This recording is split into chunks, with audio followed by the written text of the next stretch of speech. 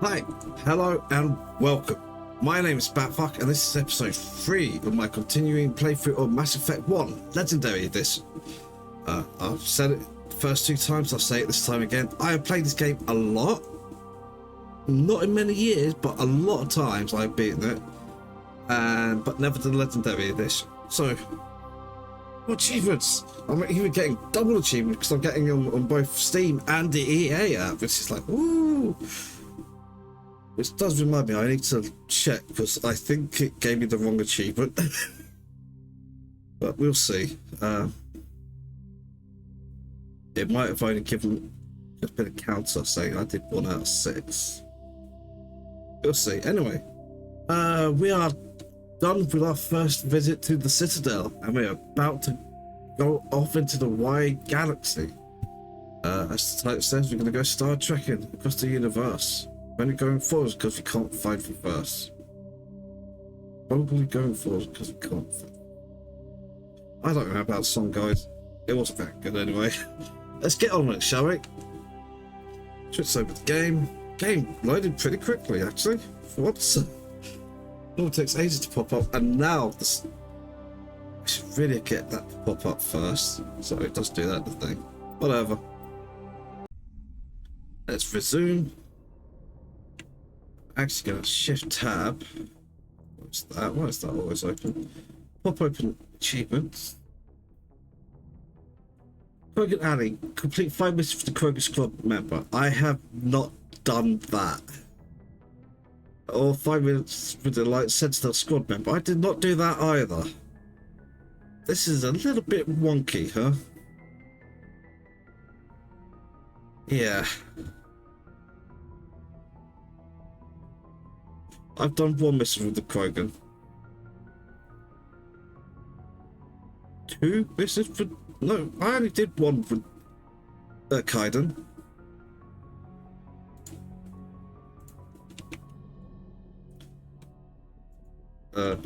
Yeah, there we go. Game. Hey. Anyway, Galaxy Map. Here we are. So, Citadel. Supposedly constructed by the long extinct Protheans. This colossal deep space station serves as the capital of the Citadel Council.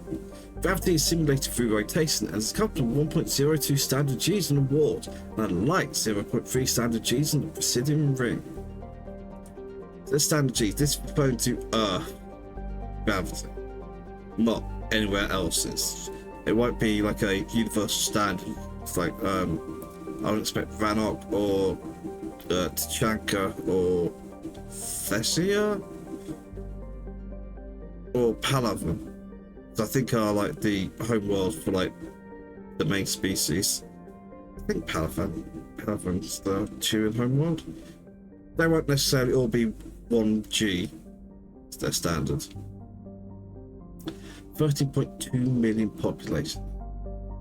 Not small, but it's not huge. Okay, so that's in the Serpent Nebula over here. The Asteroid X-57. You can see Pinnacle Station. I installed the mod for that. Yep. Horsehead Nebula with Niveria. Artemis Tower with the Irish Dig Site. And Pharos in the Attica Beta. Pharos is the mission I'm going to do first. But before that, well, let's go look at some empty galaxies.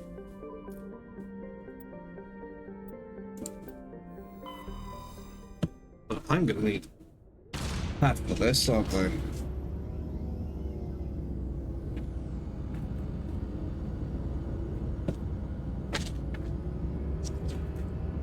Showing course lights. Over. Massive. Message coming in, Commander. 1. Big surprise. The Alliance needs you again. Shepard, this is Admiral Hackett with Alliance Command. We've got a mission for you. An Alliance officer named Major Kyle is set in a small compound in the Hulking Eta cluster. This might be He's bad. attracted a number of followers, mostly biotics. He's become an outspoken critic of the Alliance, and we believe he's mentally unstable. This could be trouble, Shepard. What kind of proof do you have that the Major is dangerous? 3 days ago, we sent 2 Alliance representatives to meet with him at his compound. They've disappeared. We believe Kyle and his followers killed them. That compound is a cult, Shepard. They call him Father Kyle now. He set himself up as some kind of religious leader. You said his followers were biotics? Yes. Major Kyle never showed any biotic tendencies himself, though. I think he's just latched onto a group he identifies with. Many biotics feel marginalized or ostracized by society. Kyle probably sees them as victims who need his protection, and they see him as someone who will fight for them. Unfortunately, he's convinced them that the Alliance is somehow responsible for all their problems. We can't let him go on like this. What were those Alliance representatives going to talk to Major Kyle about? They wanted to bring him back to an Alliance facility for treatment. Major Kyle served us faithfully for many years. We weren't going to abandon him. Given his state of mind, however, he probably saw them as a threat. We're almost certain he had his followers killed them. What else can you tell me about Major Kyle? He used to be a model soldier, but something happened to him at Torfin. Too many Alliance soldiers died under his command. Couldn't cope with the guilt. His psych evaluations showed he couldn't handle the stress of command anymore.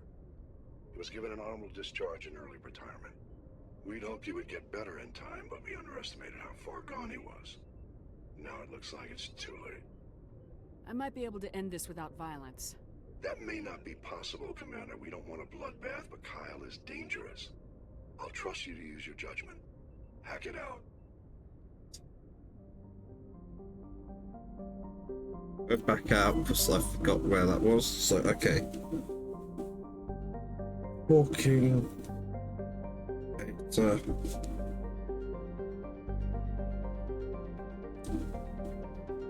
Century.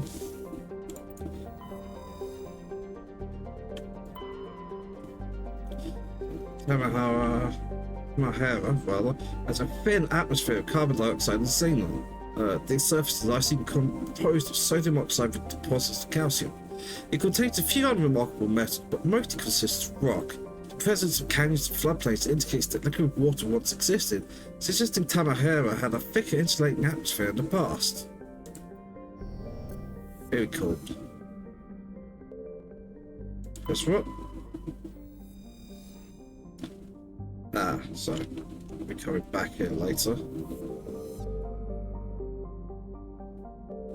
Cloud Dragon. A cloud dragon is an arid terrestrial slightly larger than Earth, but with a lower density that reflects its relative lack of heavier elements. The crust is composed of tin and aluminium, with wide deserts of dust-fine sand that are easily stirred by the wind. Cloud Dragon's most striking feature is, of course, the Great Rift Valley that stretches across the southern hemisphere. What's most fascinating about the rift is that it does not appear to be natural. The geological record suggests it was the result of a glancing blow by a mass accelerator round of unimaginable destructive power. This occurred some 37 million years ago.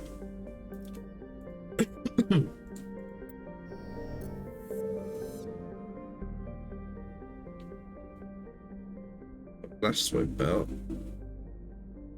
So let's fly over it. God, that sun is bright. Unknown. Talc asteroid. Survey.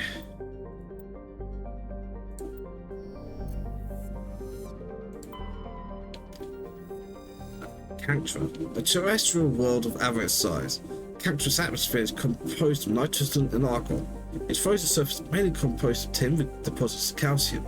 Aside from some spectacular formations of water ice at the poles, the planet's little to recommend it, but we can survey it anyway and get some cobalt. Thaopto. Thaopto is a typical hydrogen-helium gas giant with traces of chlorine and sulfur in its atmosphere. It's over 100 moons and an extensive ring system composed of pulverized rock, presumably the debris from shattered moons. And here we got a League of One medallion, our first. Okay, so here's the problem.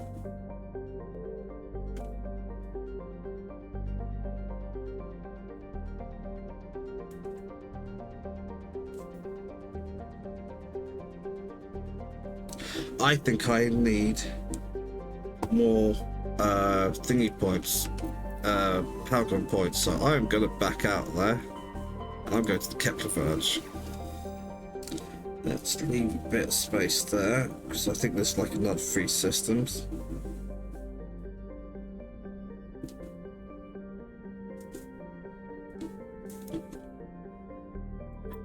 Newton?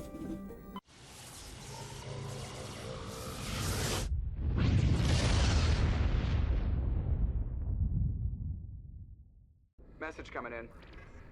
Patching it through. I've received some troubling information, Commander. We need your help.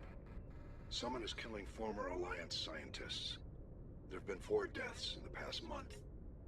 I'm happy to look into it, Admiral. What can you tell me? All 4 scientists worked on a classified project on Akuz.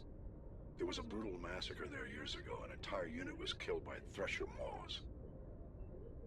It was classified as a natural hazard, but the project dates coincide with the attacks. You think these scientists had something to do with the attack? I'm not certain what I think, but it's worth investigating. There was one other scientist on the project, Dr. Wayne. I'm transmitting his last known coordinates. Good luck. 5th Fleet out. Could be another one I don't think I could do yet. Sesmos is an ice-dwarfed world. Its surface is composed almost entirely of frozen water. Normally, a planetoid this small would not rate inclusion on the system chart, but Sesmos' unusually large, beautiful ring of ice crystals has made it a popular subject for visual artists. The ring is the result of a glassy equatorial impact which left a large trench. After a great deal of melted water into the atmosphere, the rings are a temporary feature that will completely decay in a few thousand years.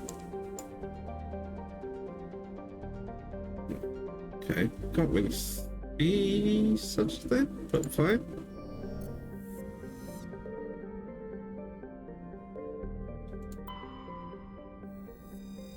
Jonko is a hydrogen-helium gas planet with traces of chlorine and sodium in its upper atmosphere. Like Uranus in the Solar System, it is tipped on its side, its north pole facing the star Newton. It's hydrogen. Clancori, I'm pretty sure is. Oh no. Clancori is a rock and ice planet with an atmosphere composed of chlorine and argon. The frozen surface is mainly composed of potassium with deposits of iron. Clancori is famously claimed by the eccentric foreign billionaire Kumar Shaw. He claims that a vision of a higher being told him to seek on Clancori the lost crypts of beings of light. Its entities were supposedly created at the dawn of time to protect organic life from synthetic machine devils. Shaw has been excavating on Glencori's toxic surface for 2 decades at great expense. No government has valued the world enough to evict a small army of mercenaries. Okay. Want to make sure Dylan Archer's writings. See, you wonder if this was actually supposed to be part of the plot in Mass Effect 2 and 3, and then because the change of writers, it didn't happen. Then we have Entoron.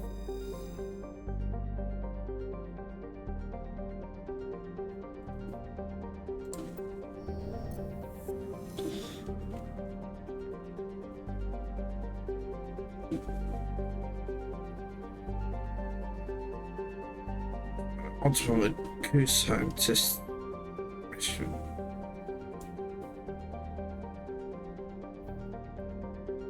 And we're not going there either. Armstrong Nebula. Message coming in from the brass at Arcturus. Patching it through. Normandy? Admiral Hackett here. We're getting reports of a marked increase in Geth activity in the Skillian Verge. Surveillance drones have identified Geth outposts on 4 different Oh planets. fuck me! Well, actually, wait. Yes, it's just combat. I don't need Paragon points for this. We have any idea what We're they're doing after? it. Hard to say. They may be just gathering intel on us. Or maybe they're setting up staging grounds for hit-and-run attacks on human colonies.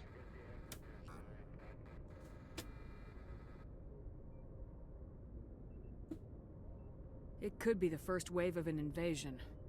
Let's hope not. We need someone to investigate this, Shepard. Finding Saren is still your top priority, but you've got experience fighting the Geth. You're the logical choice to take out these outposts. We're transmitting all the locations of known Geth outposts in the Armstrong cluster to the Normandy now. Admiral Hackett out. Oh, yeah, we're gonna do this. Start with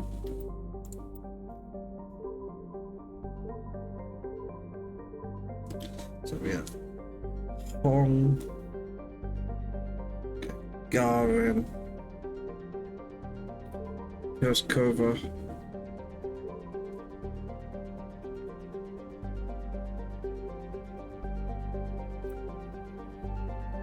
and Vamshi. At the moment there will be another one, but yeah, let's do them in alphabetical. So we're going to Gagarin first,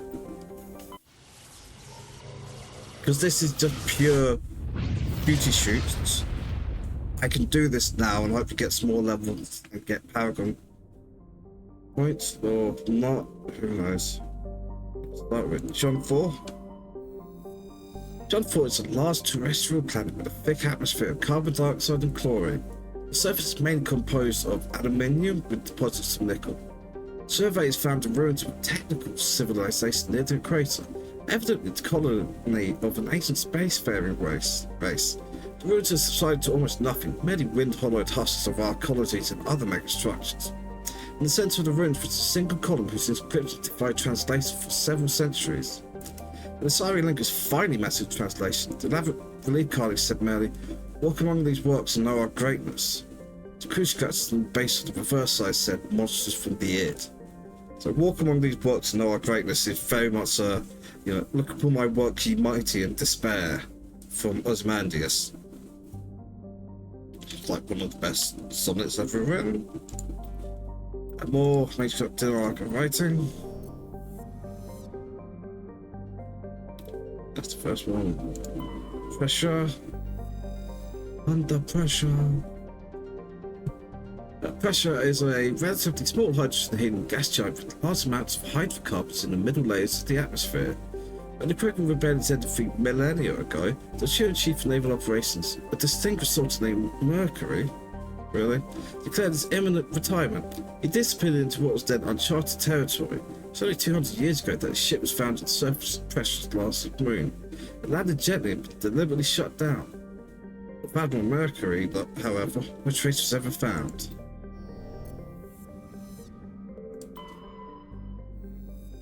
Okay, so Angry is the one we go to land on.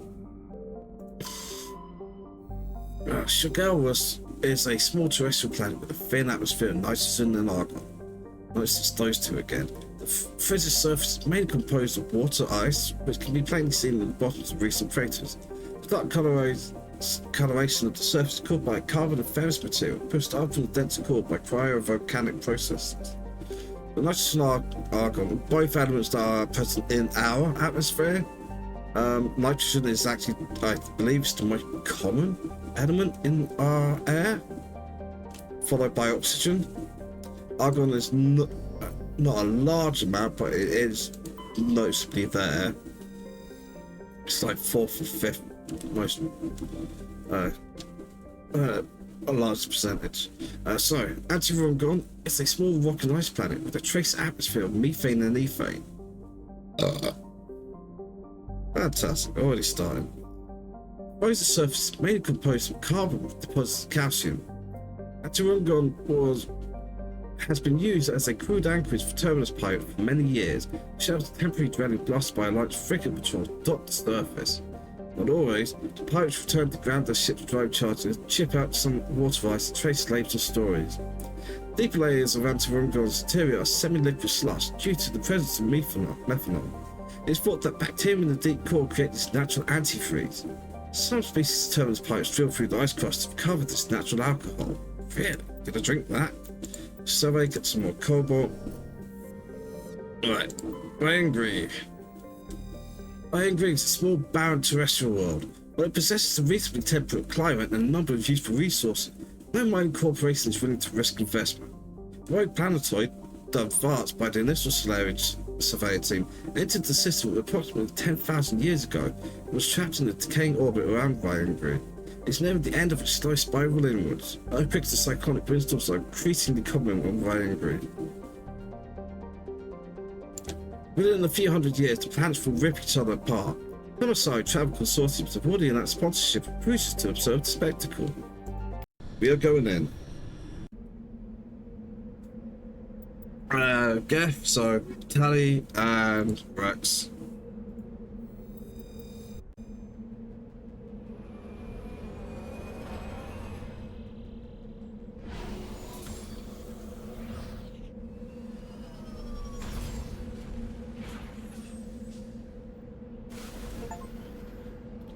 Okay.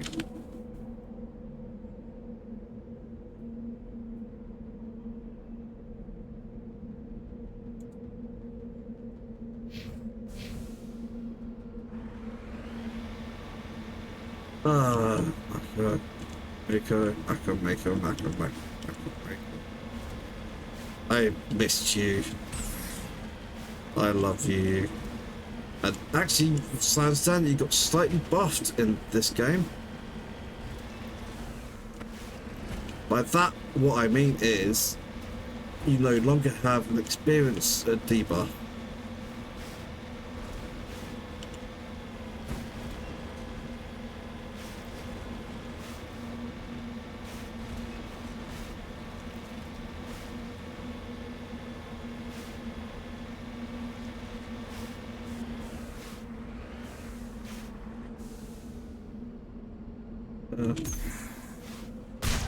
Oops.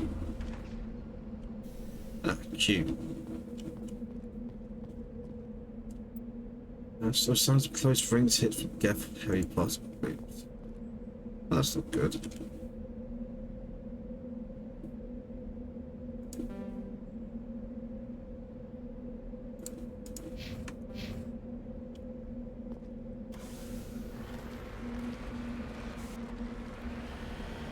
I set the controls. The default was based on the camera, so the way camera facing is the way your controls go. I told it to do it based on the actual Mako itself. It just makes more sense to me.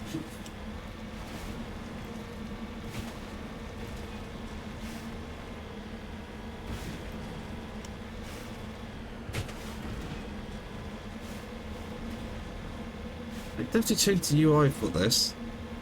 It used to be the Mako.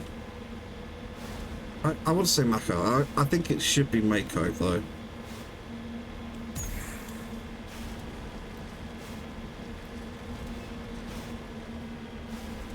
Okay, we've got some resources. Got to get there somehow.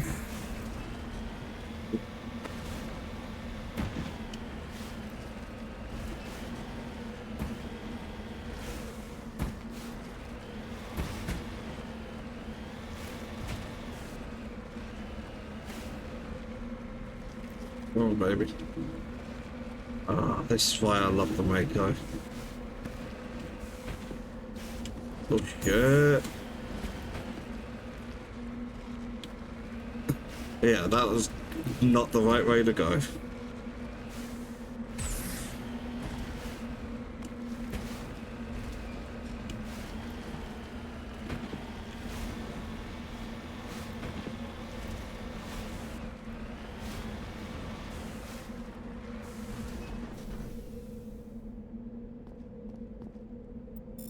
Have I?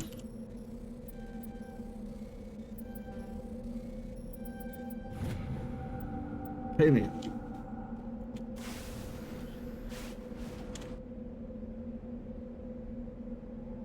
No, we still got way to go. This empty area. Gonna look at. Doesn't seem.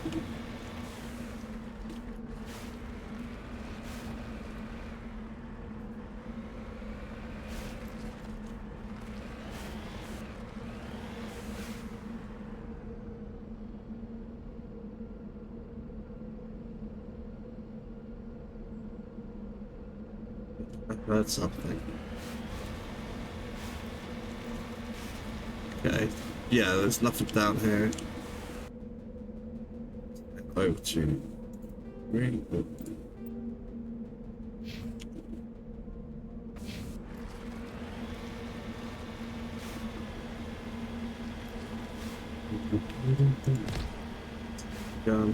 Right click the thingy. Cool. It's been a while since I've done this.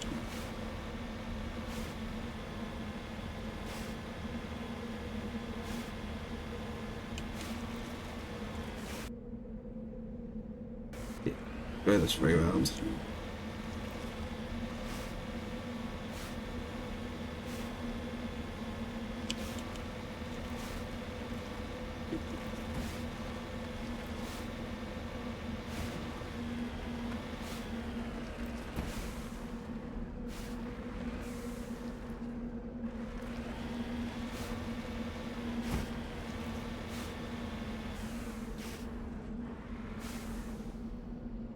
Heading to position. Regroup! Keep hitting the wrong button there.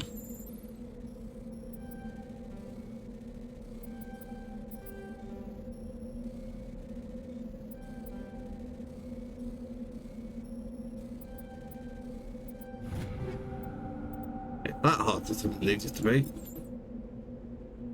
Ah.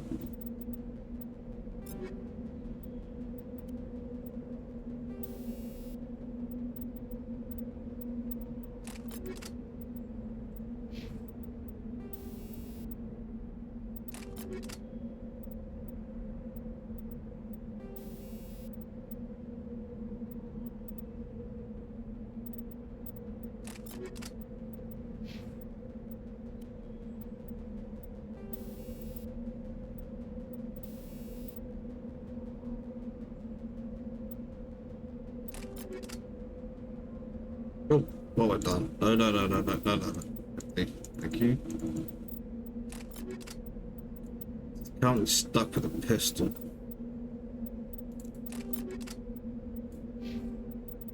Yeah, credits entries. After the Geths, Ah, fresh thresher meals. moths are subterranean carnivores that spend their entire lives eating or searching for something to eat. Threshers reproduce via spores that can lie dormant for millennia, yet are robust enough to survive prolonged periods in deep space and atmospheric re-entry. As a result, We'll find it thresher tough. spores appear on many worlds, spread by previous generations of space travelers. The body of a thresher never entirely leaves the ground. Only the head and tentacles erupt from the earth to attack. In addition to physical attacks, threshers have the ability to project toxic chemicals and emit bursts of infrasound as a shockwave weapon. The Alliance first encountered threshers on the colony of Akuz in 2177. After contact was lost with the Pioneer team, Marine units were deployed to investigate. The shore parties were set upon by hungry threshers, and nearly the entire assault force was killed. Alliance forces recommend engaging threshers with vehicle-mounted heavy weapons. Makes sense. That's to say, Alien Council race. Solarians, League of One. Before they joined the Citadel Council, the Solarian most potent military tools spawned the constant team known as the League of One. Their primary training was espionage and assassination. Never more than a dozen strong, the team was adept at infiltrating the tightest defences and eliminating all necessary obstacles. Only a few top members of government and military were privy to the League's identities. League members wore no distinguishing garments and held no particular rank. The only evidence of their participation in the League was a small medallion presented to each member upon induction. This secrecy was maintained until the formation of the Council. In an effort to dispel rumours and appease the new Asari partners, the Solarian Union released all classified documents pertaining to the League. The League of One was suddenly exposed and in danger of being hunted by enemies of the Solarians. Before any harm could be done, the team mysteriously disappeared. Most assumed this was a convenient way to help hide their identity, but a few months later, the inner cabinet was murdered. Though there was no incriminating evidence, it was clear who was responsible. Realising the threat posed by this rogue outfit, the Special Task Group dispatched a team of hunters. They didn't return. The STG dispatched 10 of its brightest operators with broad discretionary powers. Only 2 returned. They reported no evidence to the League. No further incidents were reported. It was assumed the League was wiped out. Some recently declassified documents, however, have suggested that there may have been a 13th member who eluded the Solarian military.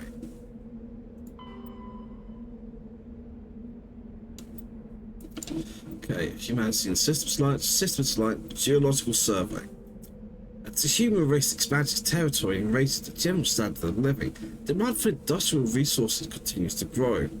Many planets, moons, and asteroids contain a wealth of resources, but many systems have barely been charted, let alone thoroughly surveyed. Unmanned probes are one solution. They are often lost to space hazards, unforeseen circumstances, or theft by salvagers. In recent years, AGES, the Alliance Geological Service, has offered bounties to private individuals or teams willing to perform mineralogical surveys on the frontier. This survey data is made publicly available to further corporate development. Due to the cost of travel and the dangers of operating on hostile worlds, it is rarely a profitable endeavour. Light metals, and metals with low atomic rate, are often used in the construction of spacecraft and vehicles. Heavy metals, or metals with higher atomic rates, are used to construct equipment components. The platinum group elements are particularly useful. This is still a thing. This is a thing right now, that and rare earths. Rare earths, most useful materials in this category are radioactives and magnets. Doesn't have to be radioactive, but yeah, the magnet stuff, big deal, and it's a very problematic thing that actually most rare earth mining is done by China. And rare earths are mainly the things that get used in your high-end electronic equipment. Things like electric cars. Their ends are heavily reliant upon rare earths. And the fact that China is basically runs the game in mining these is a bit of an issue. Trump wanted to do something about it, but he also doesn't actually want to do any of the actual setup that would be required for the US to start making a play in this field, because it needs a lot of investment. So I think it's going to be China for a long time. This is the power they're going to hold over the rest of the world, and they should, you know. They bothered to invest in it. Beat your rewards for it, I guess. The last category are gases. Gases are required to support all known forms of sapient life. Some are commonly used to fuel. Okay, and I think that's it for codexes at the moment. Got various journal things. Up here. 2 out of 10. Yeah. One of those, none of those. Major car, which looks like I noped out because I'm sure I don't have the Aragon. Actually, do I? Let's have a look. What am I cutting at? Okay, actually, I take that back. I absolutely could do it. I hadn't realised I got quite so much.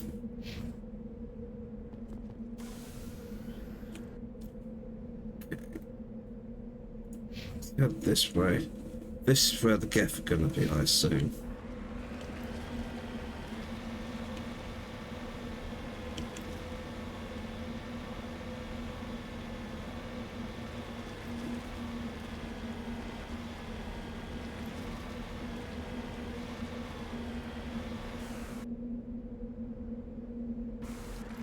East, we'll try to go around here. Oh, is it? No, it's not, unfortunately. Oh, crap.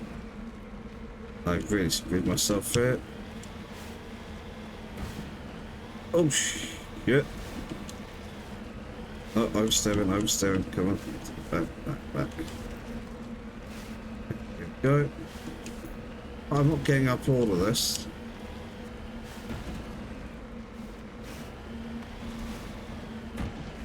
Am I?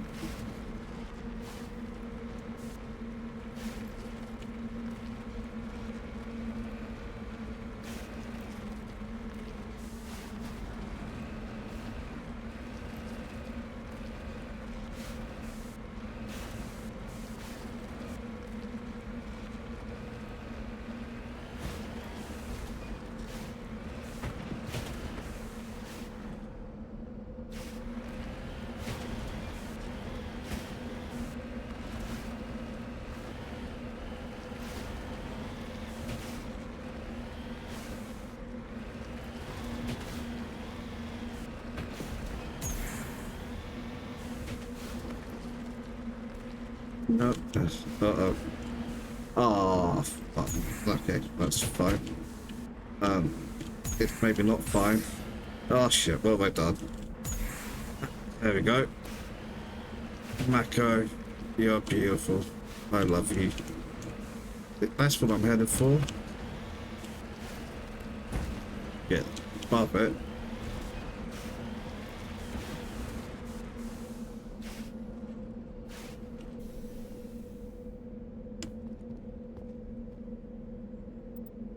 That was tricky.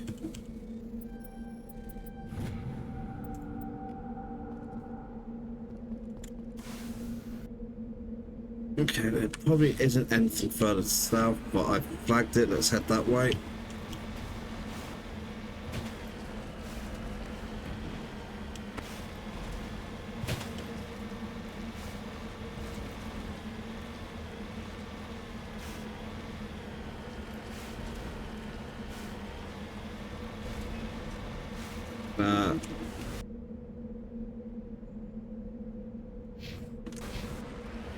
Said more this way, then if nothing will turn north or Gath. There's off the last point to the west.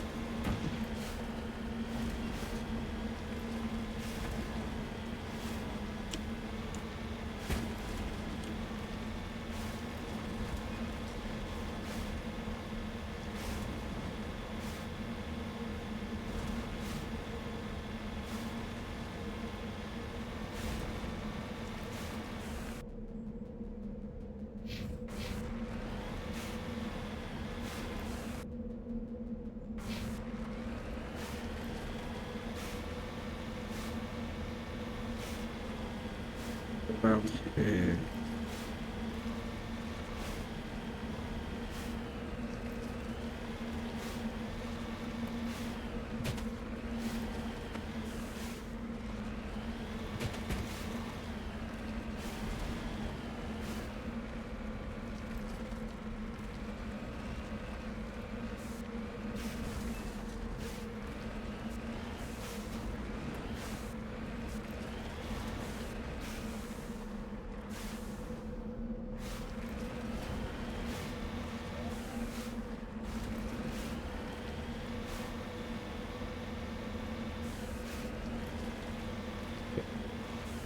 Oh, it's not seeing any.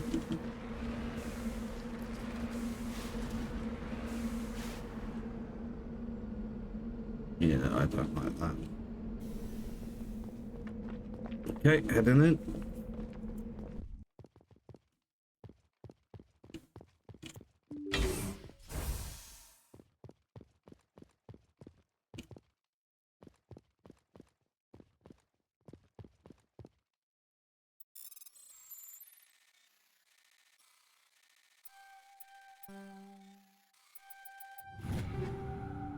Ooh. Chocolate. There's pads.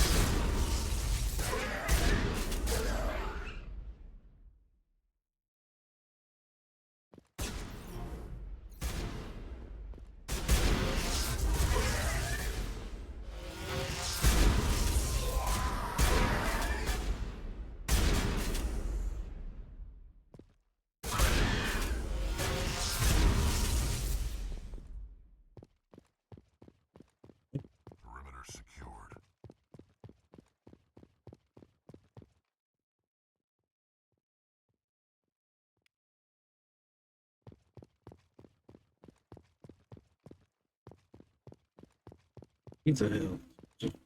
Who's that one? Little bonus thing tucked away.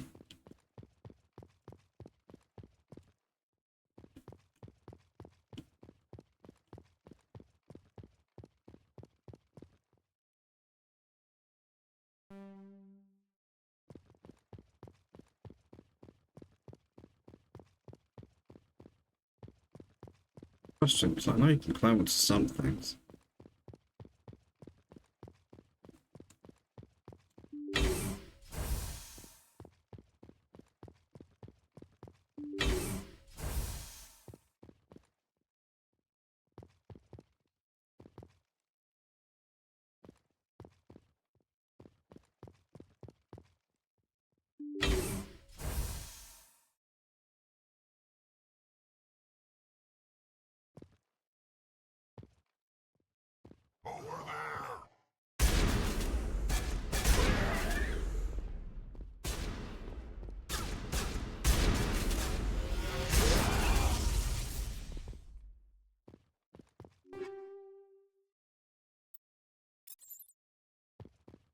Fire might be useful. I think that's the type that gives you distance to.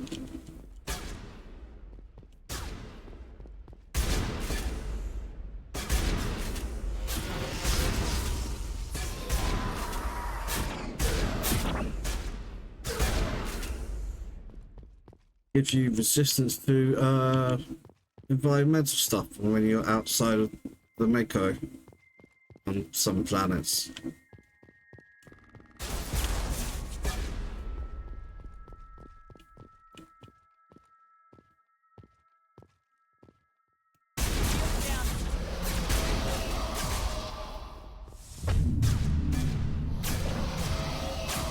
All patched up.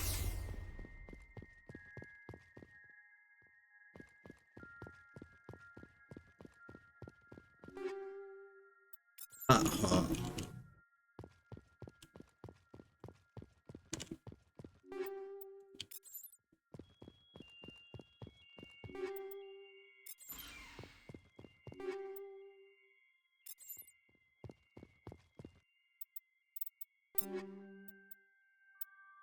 Now I'm going better shotguns. Wonder if I switch you over to this.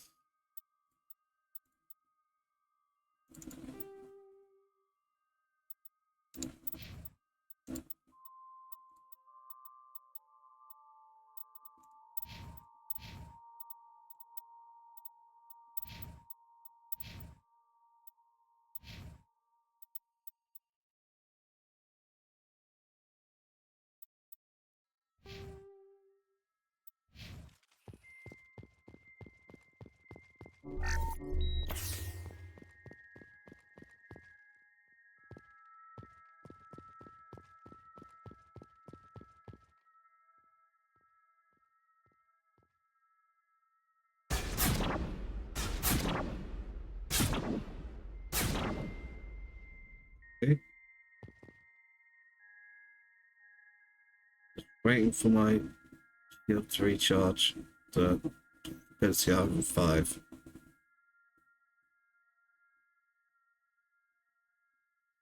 Those are some big boys though.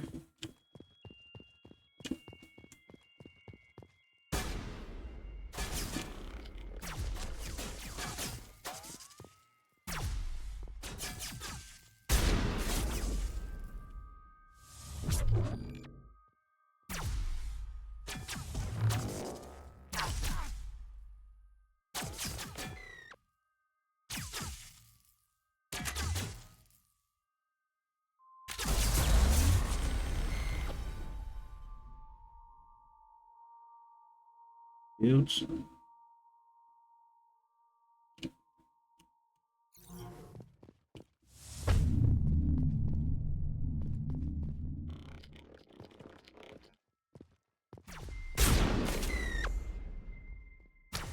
Ah.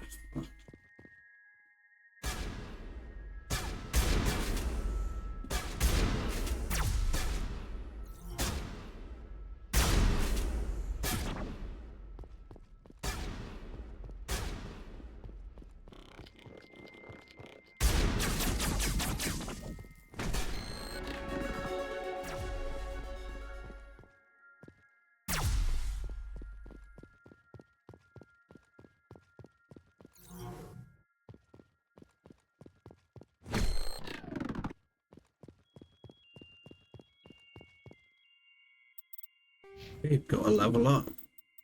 Quick jump.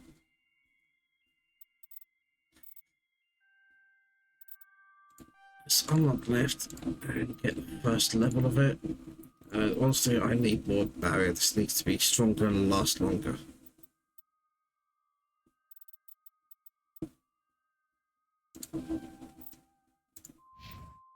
More racks.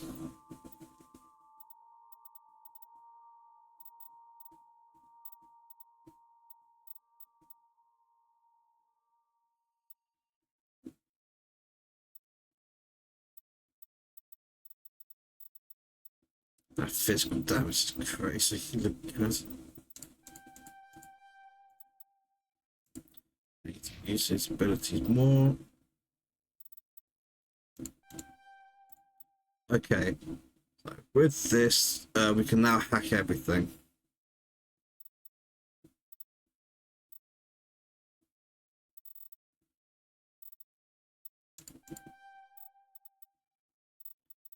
Ouch. Clear.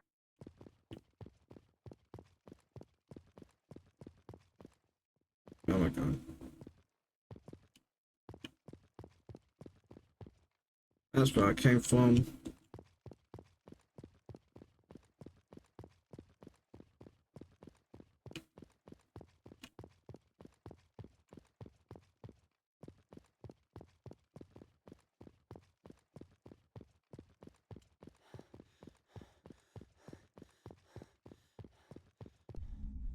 Right, just straight to fight up again.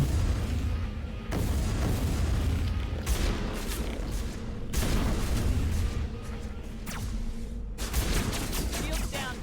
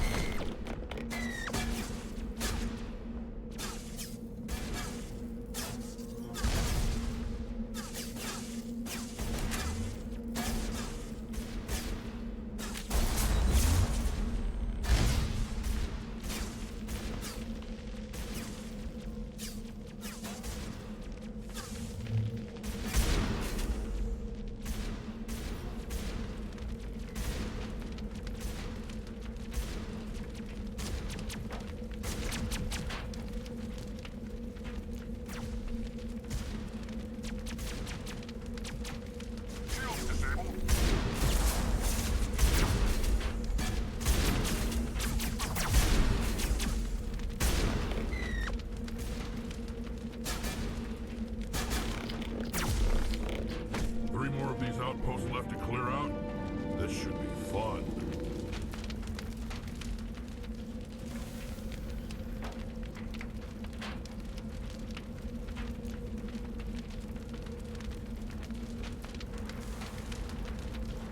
A little bit annoyed at that. They beat up. Wow.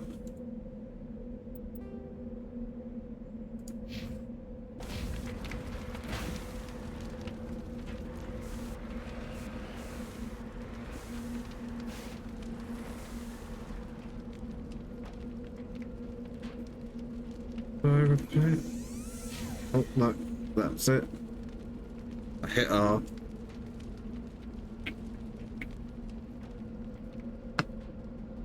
That's me managing to take some damage off flying off something really high and make myself go kaboom.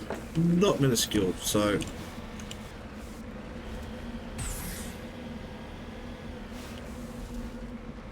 as you can see, my driving is unorthodox, we'll say.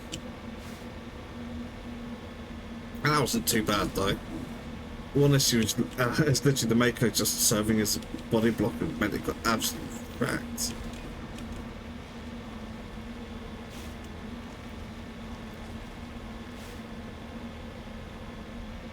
Front right rear looks like it might be in bad shape, but it should be fine.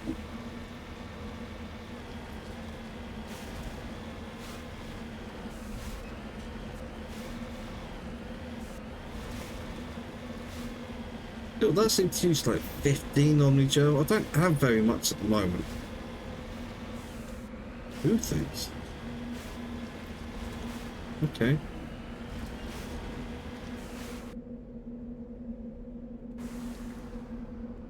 Reaction that thing as well. I've got the feeling I'm about to go into an ambush.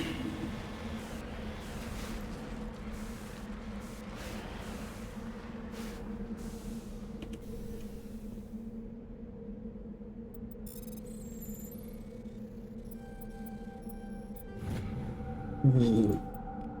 Polonium, huh? Been some interesting things done with that.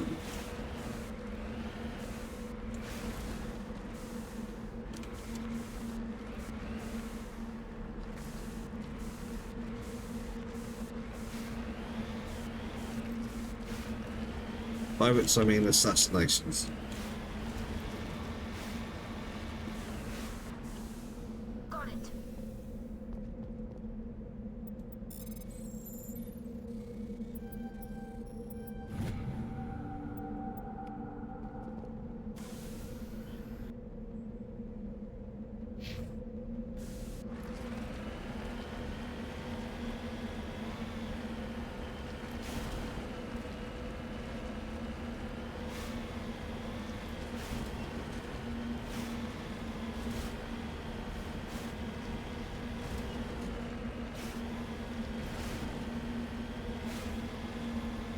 There we go. This should be the last thing on the planet.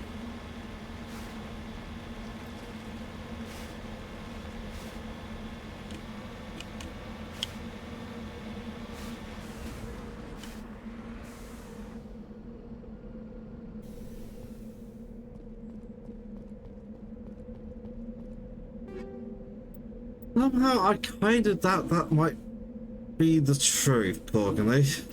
But welcome to the stream. Thank you very much for popping in. I'm very early on in this playthrough. I have played this game quite a bit when it came out, be it several times, but it's been a long time and never played this legendary edition. Also, I think I'm done. It's usually 3 deposits planet, I think. I'm gonna head back on the.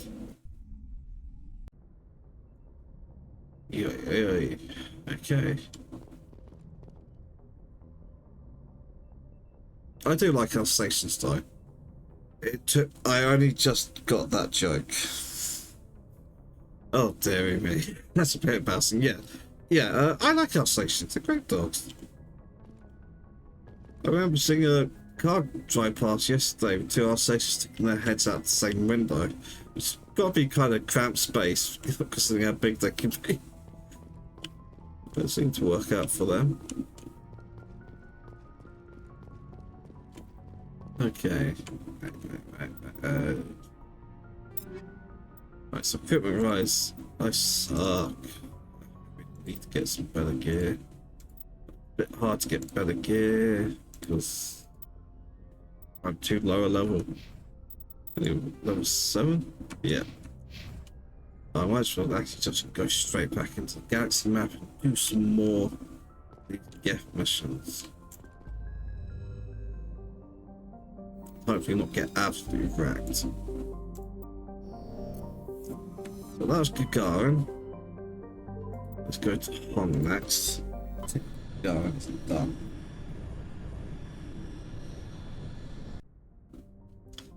Okay, let's see. Homo.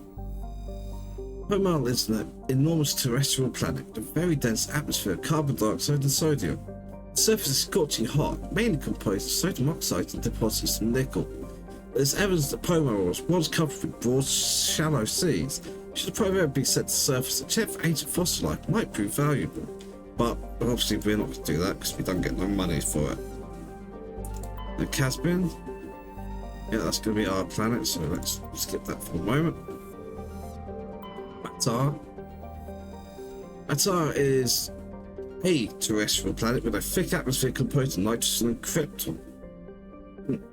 Its frigid surface is mainly composed of sodium oxide with deposits of copper.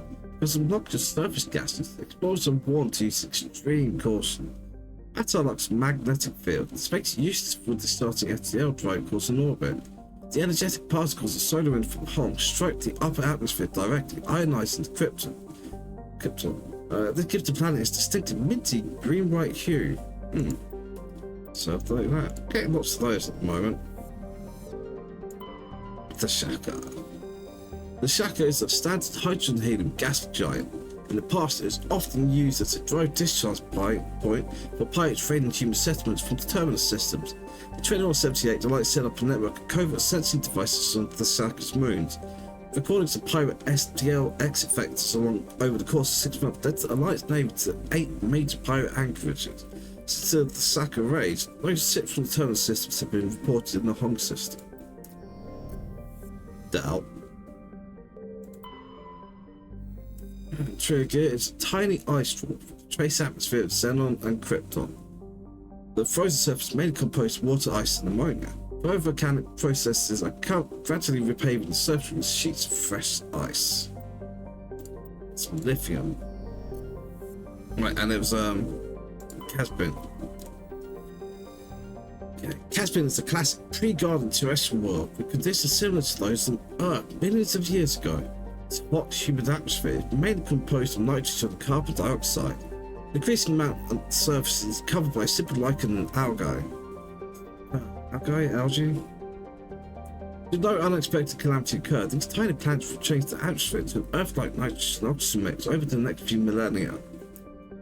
Due to its potential for future habitability and sapient life, Caspian has been designated the Sanctuary World by the Citadel Council. Landing is prohibited by law, and any disturbance of the fragile young ecosystem will result in harsh fight and imprisonment. At present, the planet is passing through the debris trail of a long-period comet. However, before I land, do the thing they tell us not to. Ooh, that's really hot. 99 Celsius, Christ. It's 31. Like a week or two ago, and I was dying at 31 Celsius. 99 just sounds... Well, yeah, it's 1 degree of boiling point. So, we're gonna need a suit for that one, aren't we? Well, we've got suits. Anyway, I'm going to take a quick break and be back in a couple of minutes after some ads. See you soon.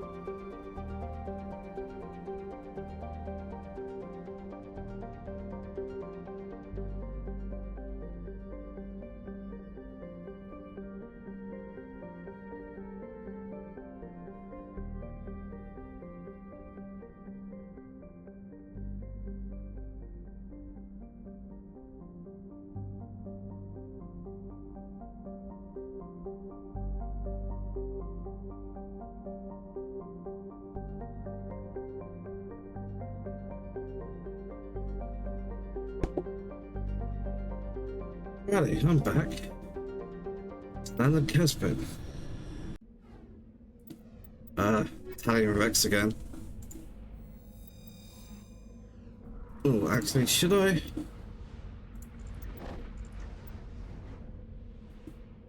It'll give me an opportunity to level them. I bring at least one of Kaiden. I might sort of bring Ashley. Yeah.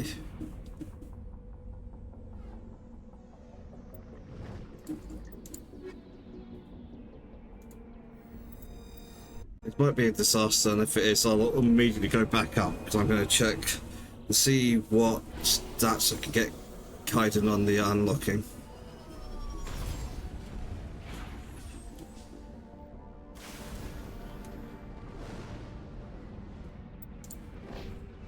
Good, Kaiden.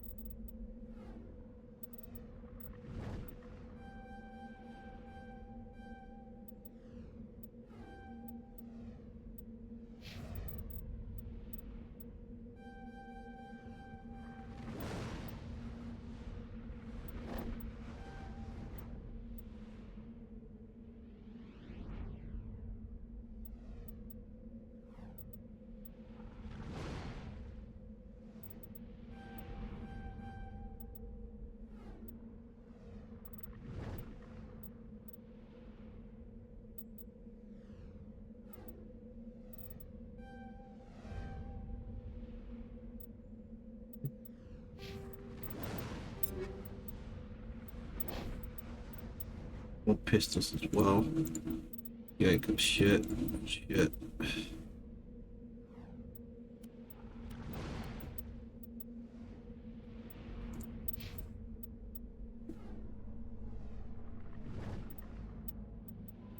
Oh, assault rifles.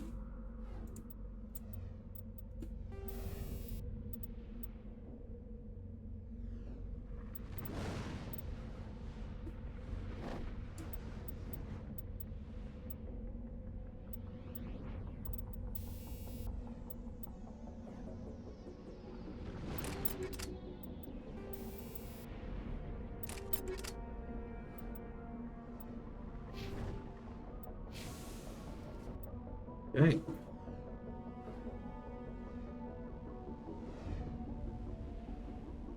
Okay, we're heading this way. I keep doing that. Right, we're heading this way. Okay, let's see if we can find anything.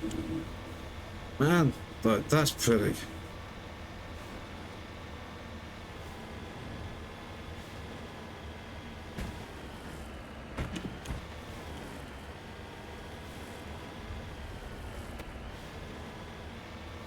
It certainly didn't look this good in the original version, even with mods. I don't have any texture mods installed because I tried. It blue screened my computer and then crashed the second attempt. So I very much said, yeah, you know what, no, we're not doing this. Okay, nothing down here. Head over to where I flagged them.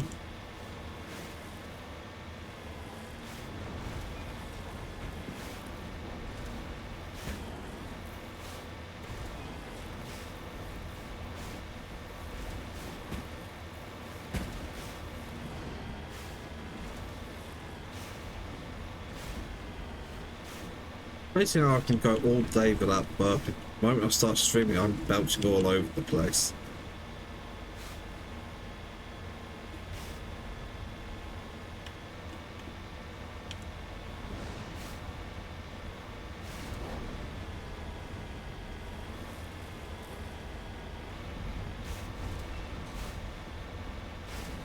Let's get under this red pause.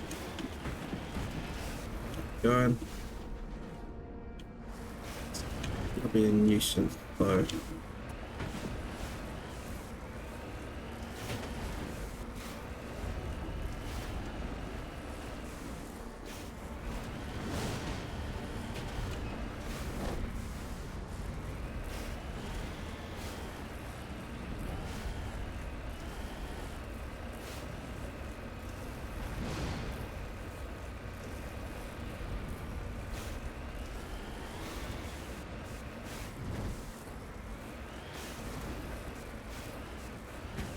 Yeah.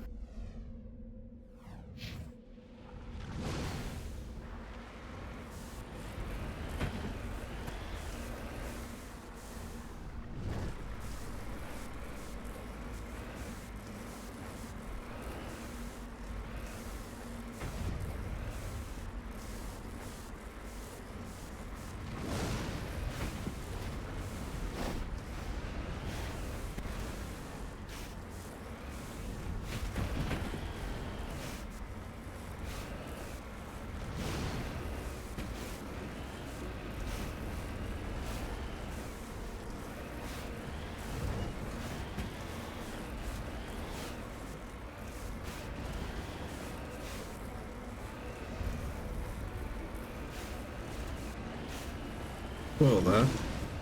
Now let's find out that it was completely unnecessary.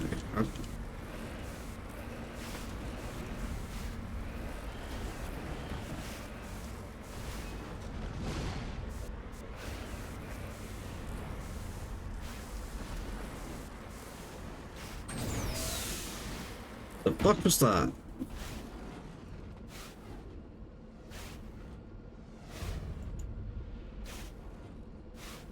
What I want to do is zoom. Options, key bindings.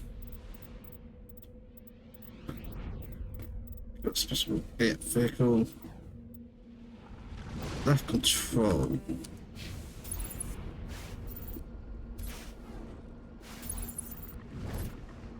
Okay, so.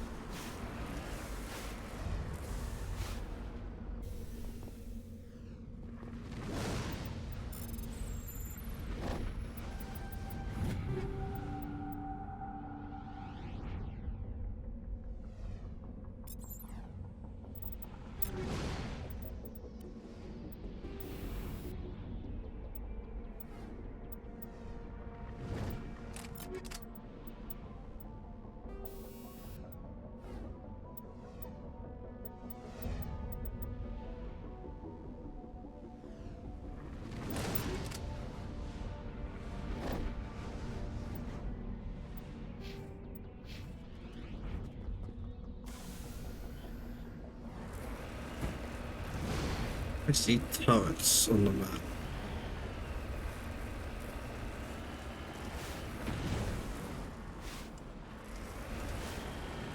Easy to get up over here.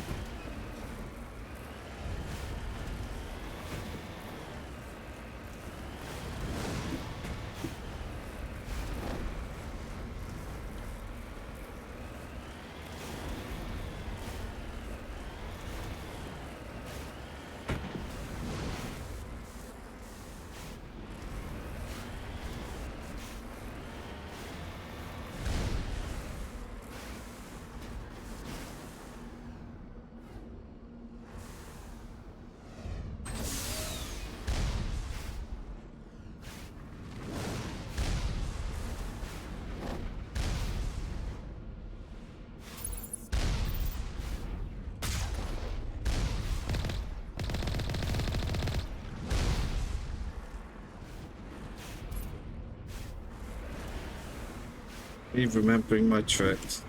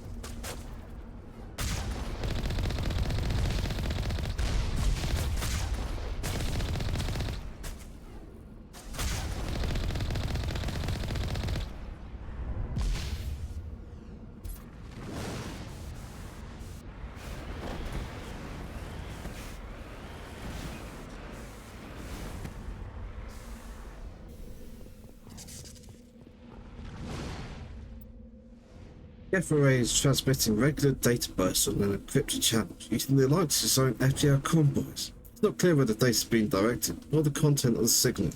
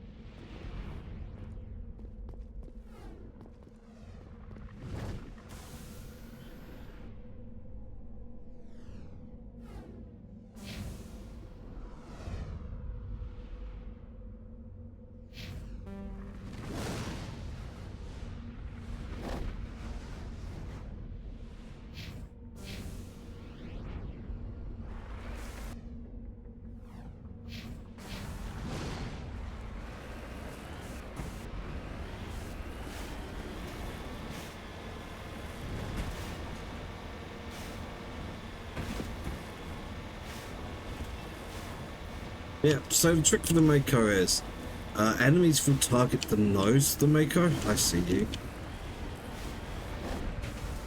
So if you hit the nose in front of, rather behind, Hillock or something like that, you can basically make it so enemy will never hit you, but because you fight out this cannon, which is in the middle, you can still shoot and hit your enemies with that. Very sneaky, very effective. And apparently they haven't fixed that, which it is. Oh, oh!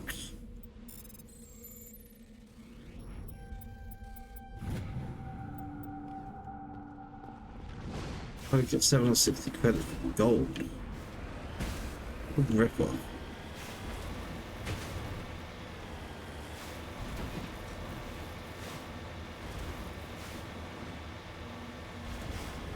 Okay. Doesn't look like the right kind of environment. It is fairly flat, so there's always the risk. Whenever you come across flat areas, pressure wars.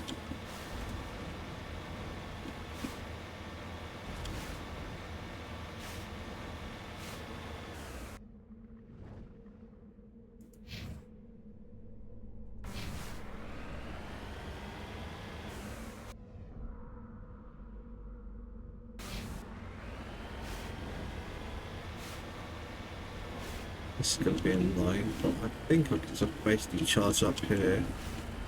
That should get me up and over this bridge.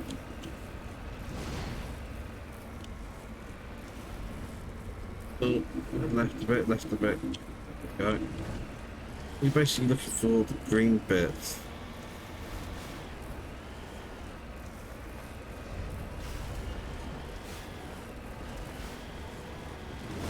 Go this way, this is much better.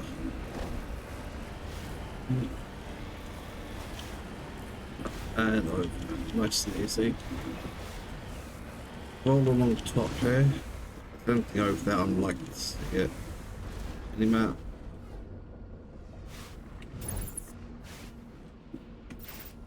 This looks like prime for a small bait. I absolutely should not drive into that. I'm going to it and I'm sure there won't be a fresh moor here. But to not would be shameful.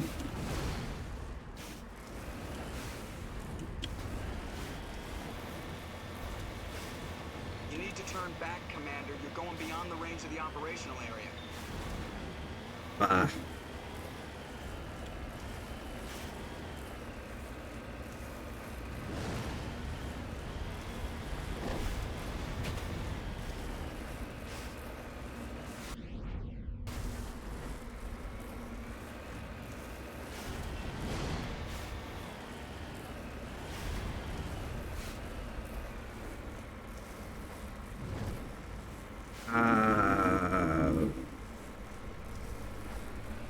Get here and turn.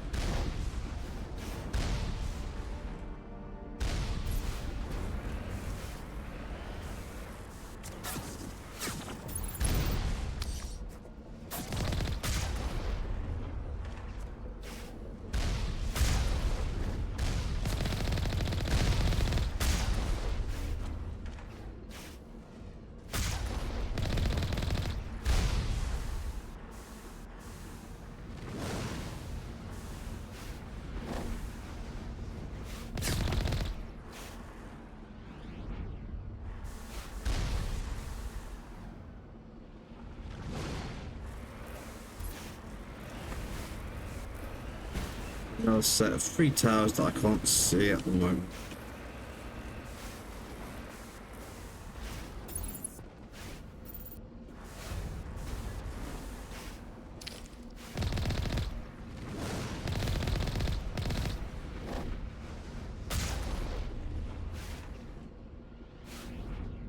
Doesn't still being jammed. It's jammed, mate.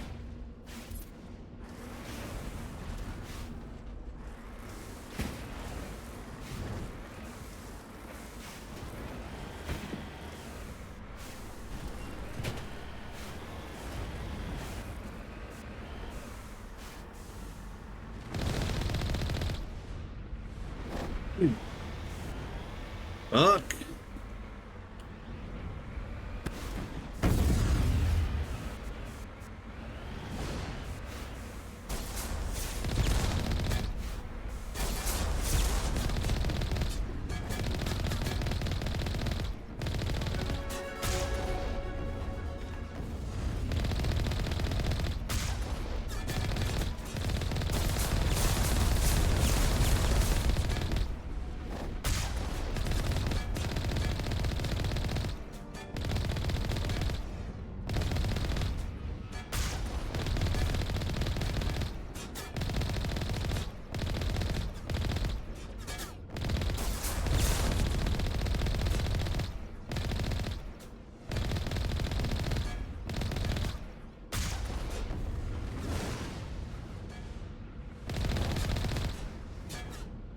I mean, I'm getting experience for all of these, so... Halfway to driving this. Thanks to that decision.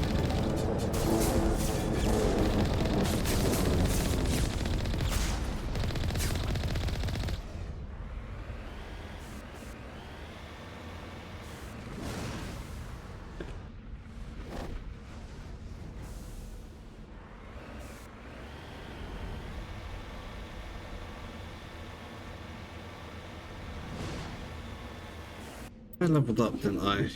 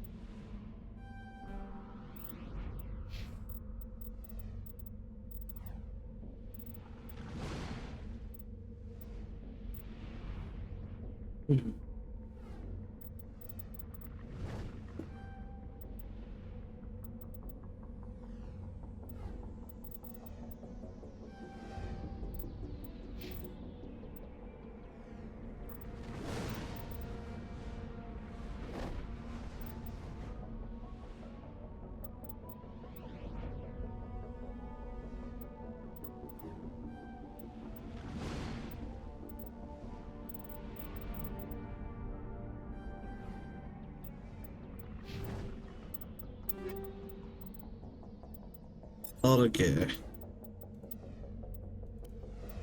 Basically none of it fucking useful, but...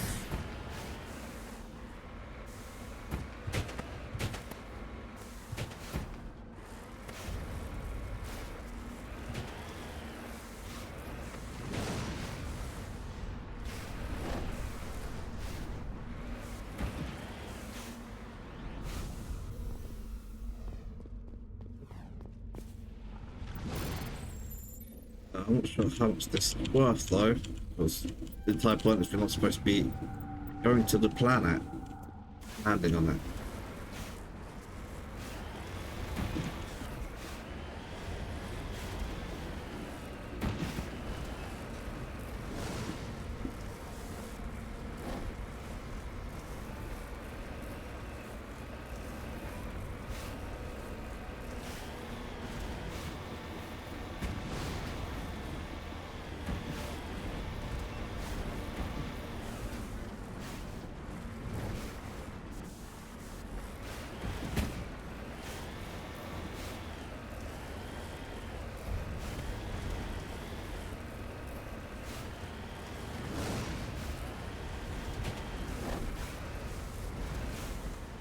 Take me out.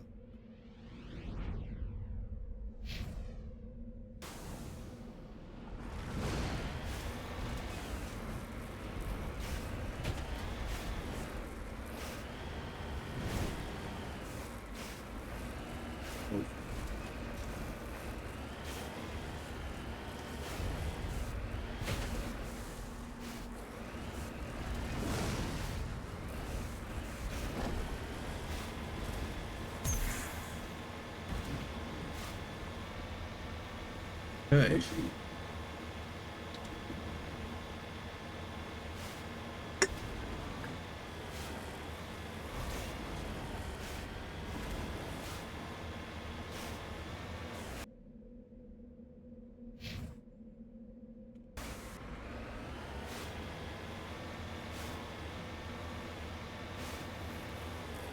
Turn west.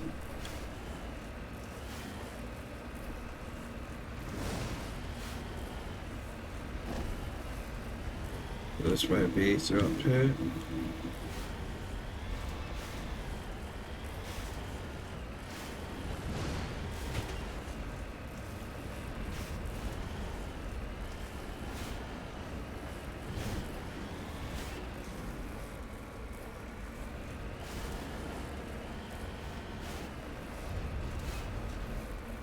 Another one. Bang.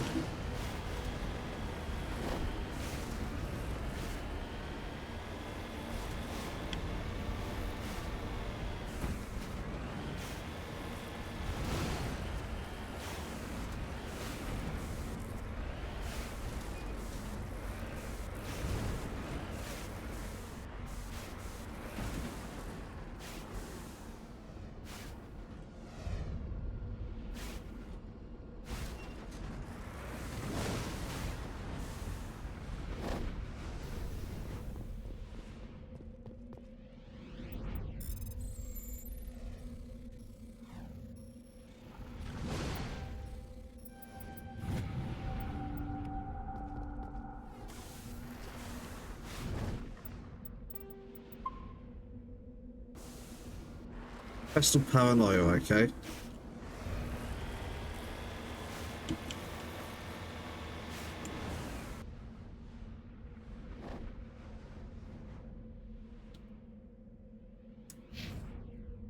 Almost certainly absolutely fine here. Nothing to worry about at all in the slightest. In fact, that 100% looks like fresh more bait.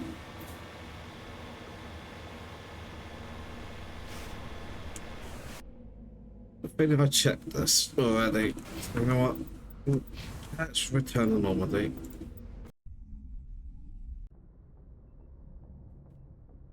Straight back into the galaxy map. Gonna check our next planet, next system.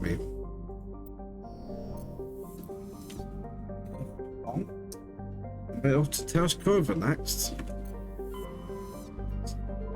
Not that one, it's this one.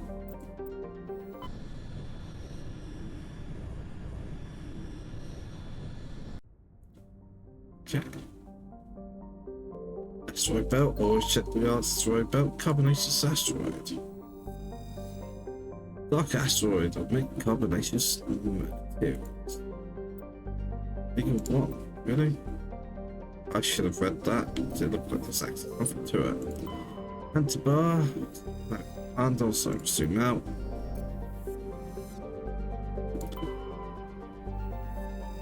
Paterarus's atmosphere is very similar to Venus in terms of pressure and temperature. Unlike Venus, however, Paterarus's atmosphere has a significant quantity of oxygen, both free and bound in sulfur dioxide. The surface is largely composed of magnesium with deposits of carbon. It is possible, if unlikely, that simple life may be developing in Paterarus. Computer modelling suggests that the powerful solar winds from the Terrace Clover stars will blow up Paterarus' atmosphere in a few million years, lowering the temperature on the surface to the -70s. It's currently 451, holy shit. Okay, that's Meridian.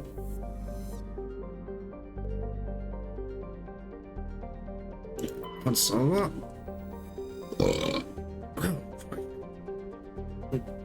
Hazara is a small hydrogen-helium gas giant.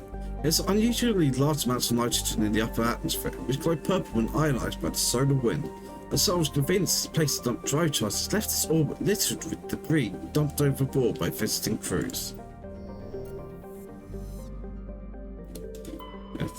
Thejuice. Thejuice. Yeah, Thejuice is a terrestrial world with an atmosphere of chlorine and krypton. The surface mainly composed of silicon with deposits of carbon. Thejuice has a low mass photo size and tightly locked to star Terrace Clover A. The temperature difference between the somewhat hot pod and the dark side cold pod create constant gale force winds across the Terminator. Mercury.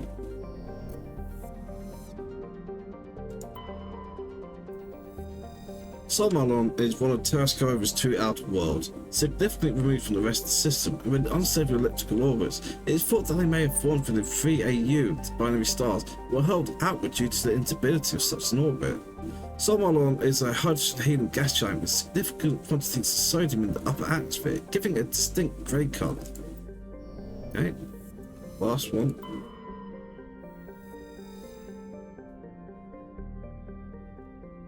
That's just crazy. Marinor is the second Terrascova's outer world. It's essentially a rock of unremarkable ores with some deposits of water ice, no minerals of value. The frozen surface is composed of silica. Like the gas giant Solmalon, it's thought that Marinor formed too close to the Terrascova stars and was thrown outwards by gravitational effects. Computer models suggest it would be ejected from the system in a few 100,000 years. Orbit of 662.7 years. So I don't know what mixed device is. Okay, Antibar. Antibar is a cold terrestrial world with an atmosphere of methane and argon. Its frozen surface is mainly composed of iron with deposits of magnesium. The world has been noted as a possible target for long-term terraforming. The atmosphere could be increased to fix first. The global average temperature would rise by 10 degrees Celsius. Antibar's combination of low temperatures, high-speed surface winds, and low visibility make it dangerous to explore on foot. Bring Garrus and Rex.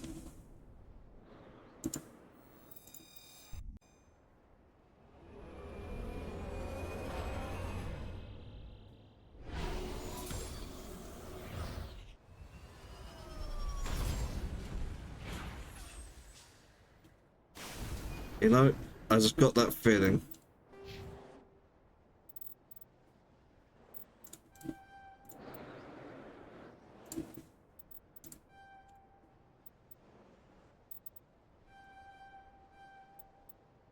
Okay, so that's all the unlocking.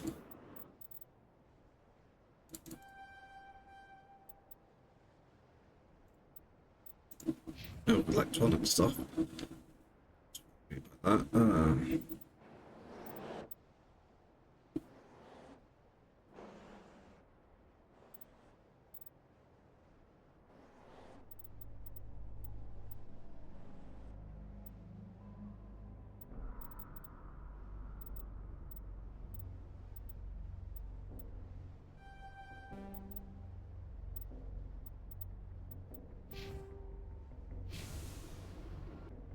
Look at the map.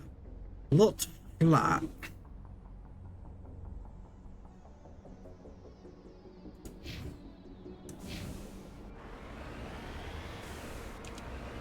So, this should be a fairly easy drive.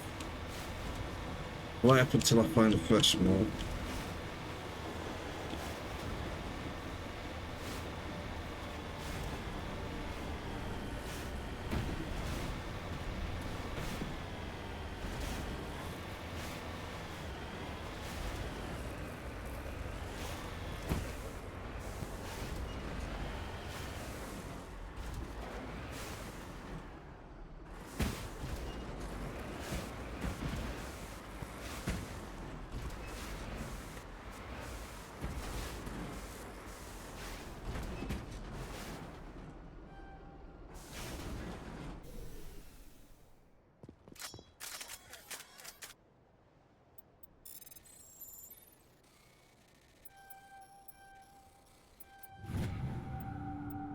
Probably because of how cold the planet is.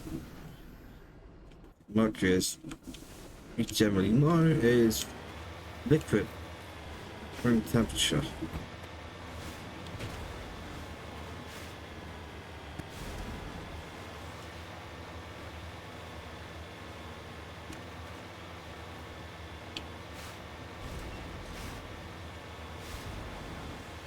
Yeah, this face I'm putting is the... Oh shit. Oh shit. I haven't fought Freshmore in years, so... I mean, the last one I fought would have been in, Nope. Yeah, what was I just saying about Freshmore's?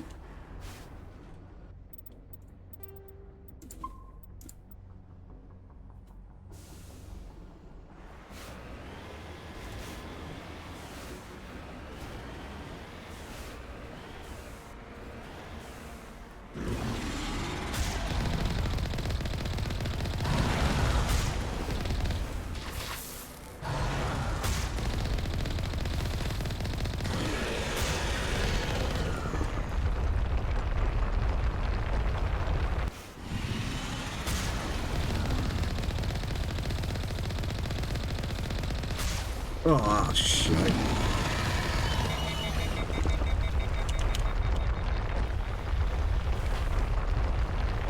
No, it's coming back around.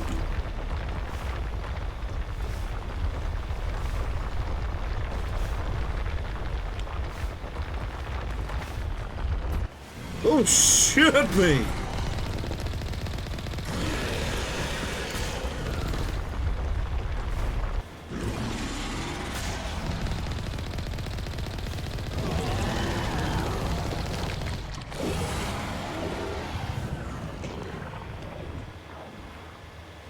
Woo.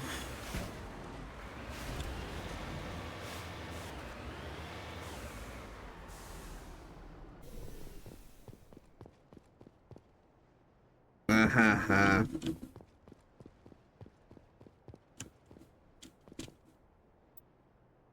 Vehicle and the human corpse showed telltale signs of Geth weapons fire. Geth had been mangled by the freshman. At least they got what was coming to them.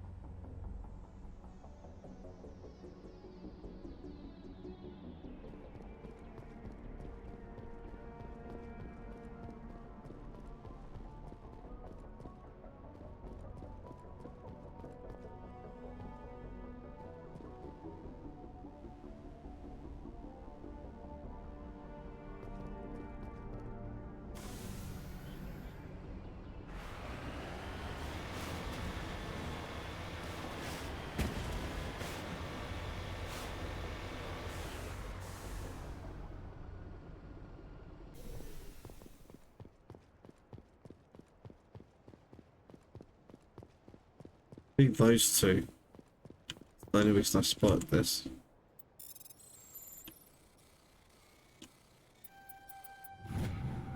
Open data disk. More codex, huh? Protein data disks. Despite all the evidence confirming the existence of proteins, little was known about their cultures and society. From time to time, dig sites will yield new clues, but after 50,000 years of decay, little value is unearthed. Recent research is focused on the discovery of protein data disks. On their own, they are rare and rarely found in one piece. Occasionally, however, an intact disk will be discovered within the console or reading device. Today, over 3 dozen disks have been recovered, and a few of these have been restored to the point where researchers can begin analysing them. Though it may be some time before scientists discover a way to transfer the data off the disks, they are currently considered the most tangible leads for learning more about the protein culture. Yeah, our floppy disk certainly wouldn't hold up too well for 50,000 years. What, 7 on those?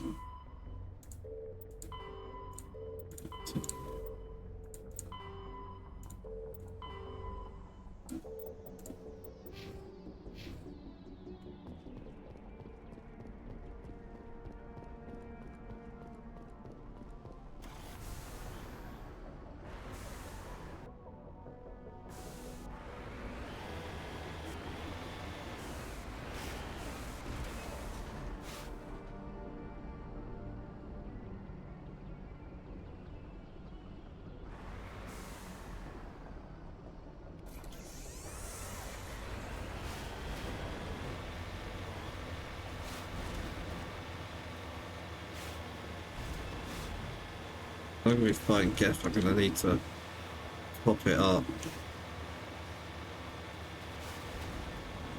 Still, I was right about there being a pressure more here.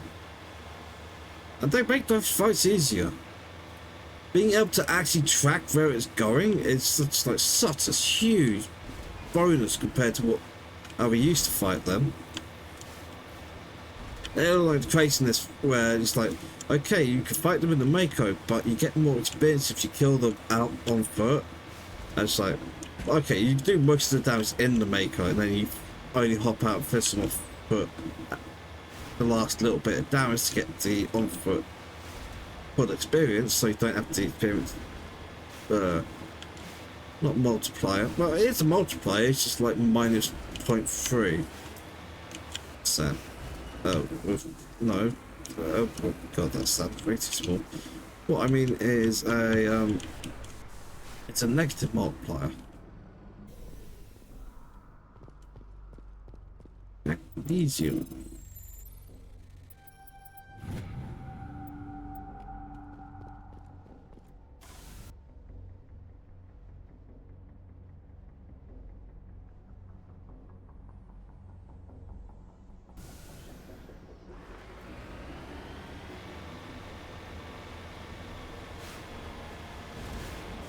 Okay, so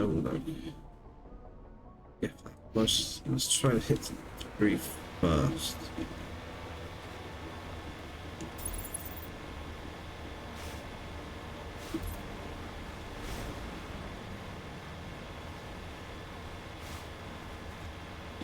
Likelihood is I'm going to get jammed if I get too close.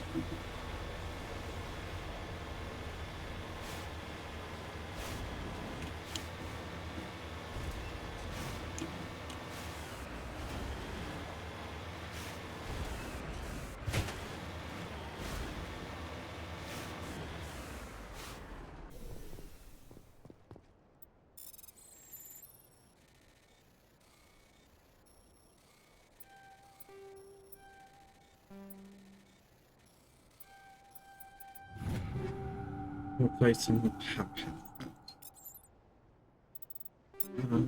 Oh, fuel generator.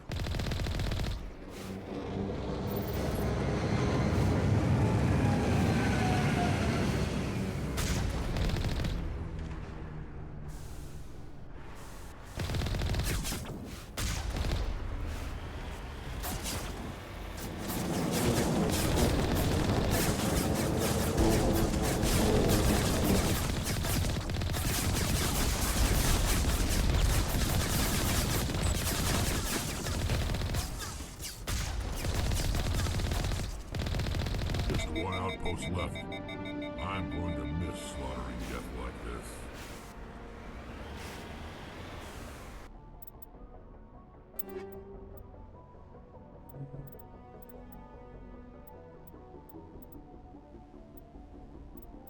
Really good stuff here.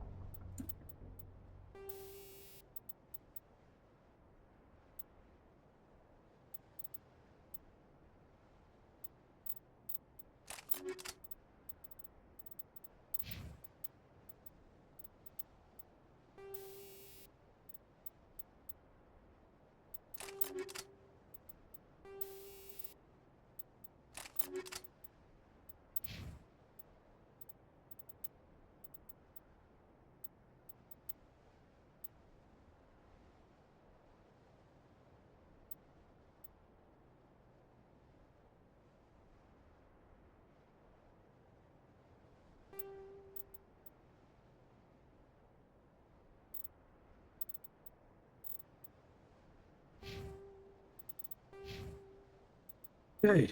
Well, points to spend. Yeah.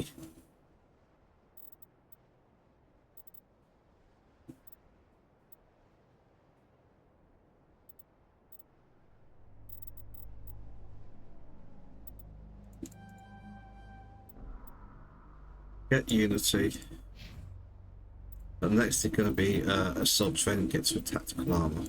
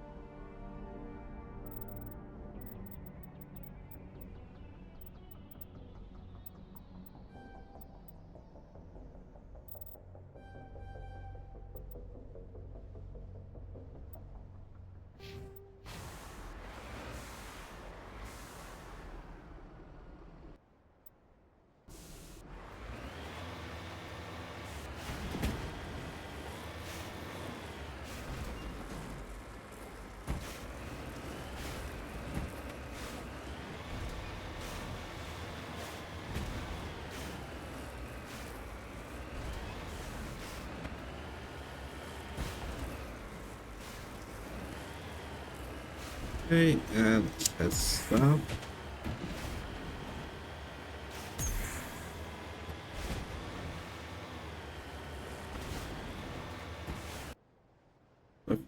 Two east.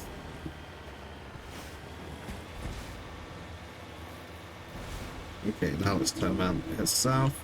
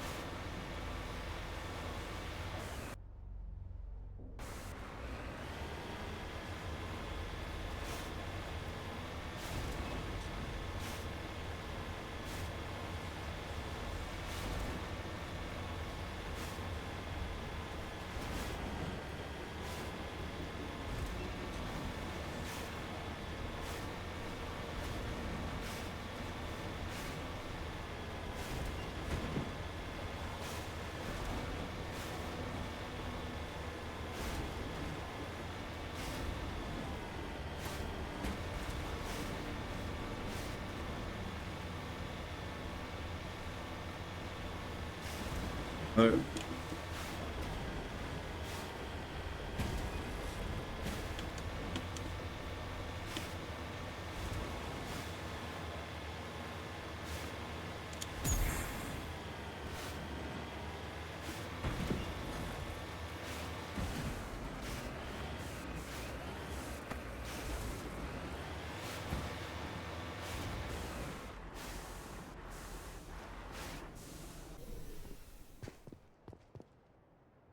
Yeah.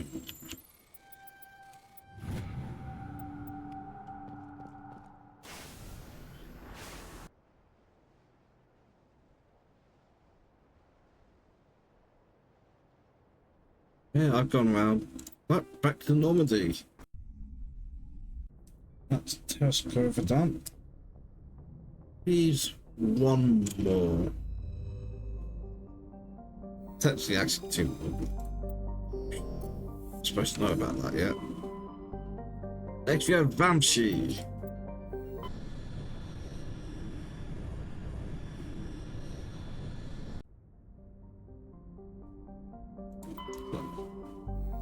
Oh. Prego. Prego is an enormous terrestrial world with an atmosphere of chlorine and ethane. Its surface is mainly composed of sulfur with deposits of aluminium. Really? No landing has ever been attempted. Aluminum makes no sense whatsoever. It is actually infuriatingly dumb. There is no, I'm not actually expert enough to really say this as, authoritatively and as certainly as I'm about to, but there are no other elements to end NUM or something UM that is not IUM. They always end IUM. Everything does. And interesting, US spellings of all these other elements also end IUM. So the fact that aluminum doesn't, it's because Americans are dumb. Okay? This is not complicated.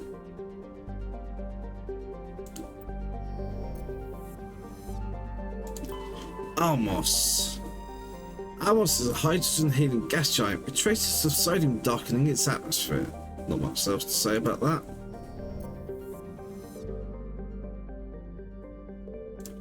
Magic.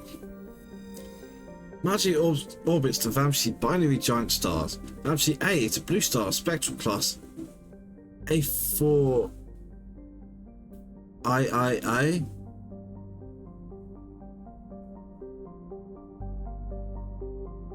I'll just say it's 4111. A43, which burns at half again the temperature of Sol. I have no idea what that actually says. Vamshi B is an aging red giant of class M5, over 220 times the size of Sol. Actually has a thin atmosphere of methane and carbon monoxide. The difference in temperatures between the hemisphere facing the sun and that facing deep space causes constant wind, stirring the silicon sodium dust to the surface. Unsavory characters from the terror systems occasionally use Margie for forms of cruel sport, dumping slaves, hostages, prowling shipmates, or even, when bored, vicious animals on the surface. One must kill the other before they will be rescued from the lethal radiation of the giant stars.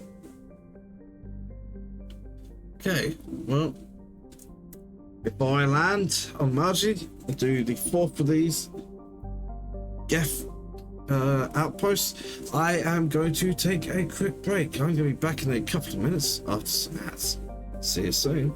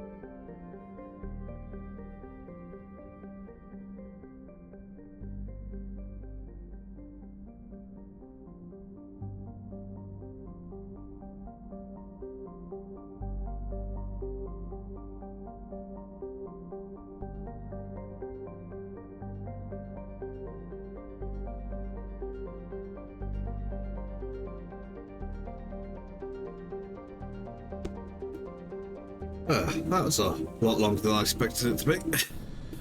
Yeah, let's go, let's go. Tally. And Rex.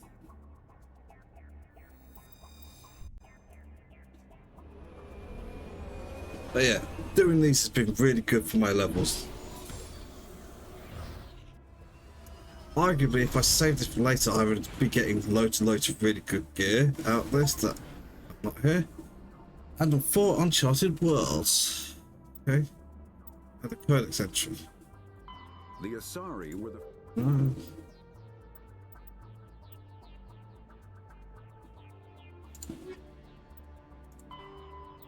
Aliens Council races. Turin, the unification. At about the time the Solarians and the Asari were forming the Council, the Turans were embroiled in a bitter civil war. The Unification War, as it was later named, began with hostility between the colonies furthest from the Turan homeworld, Palav. Was right. These colonies were run by local chieftains, many of whom had distanced themselves from the hierarchy. Without the galvanizing influence of the government, the colonies became increasingly isolated and xenophobic. Colonists began wearing emblems or facial markings to differentiate themselves from members of other colonies, and open hostility became common. When war finally broke out, the hierarchy maintained strict diplomacy and refused to get involved. After several years of fighting, less than a dozen factions remained, and the hierarchy finally intervened. By that time, the chieftains were too weak to resist. They were forced to put an end to fighting and renewed their allegiance to the hierarchy. Though peace was restored, it took several decades for animosity between colonists to fade completely. To this day, most Turans still wear the facial markings of their home colonies. As a point of interest, the Turan term barefaced refers to one who is beguiling or not to be trusted. It's also a slang term for politicians.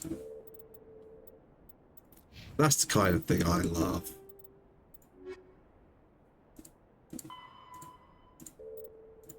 Okay, squad. Spikes. Carnage.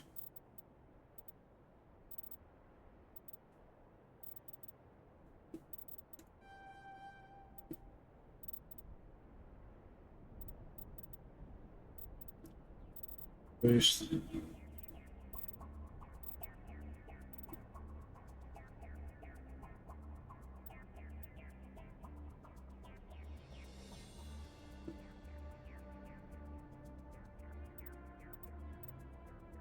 They're both really good for her at the moment.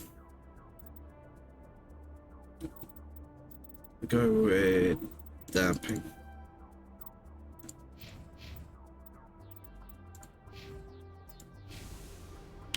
Okay, let's look at the map. Geth outpost, anomaly, debris. Let's turn around.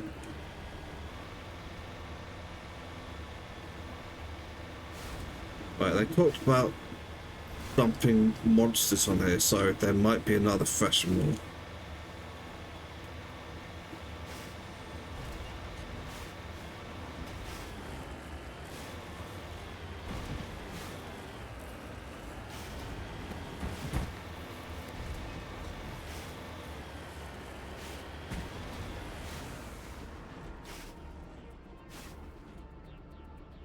That's a very lazy effect.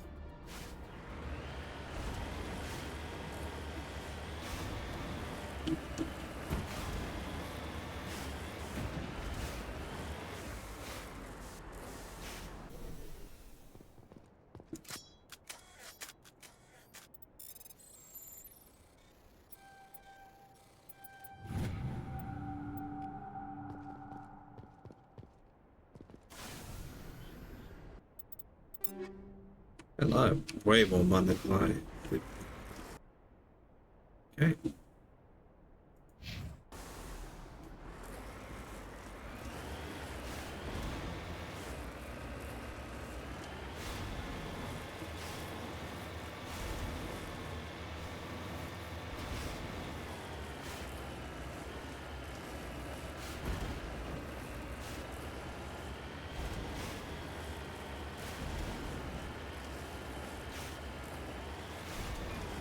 Go around here over the top. A lot safer.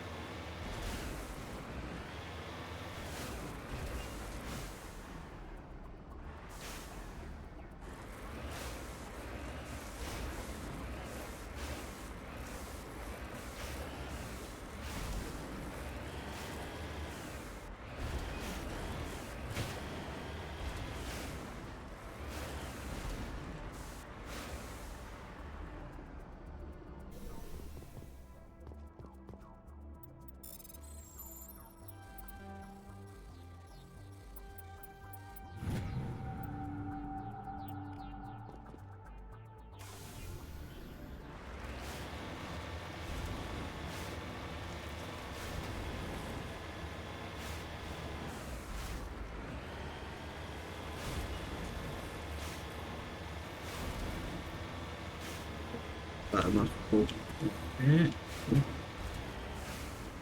No hand.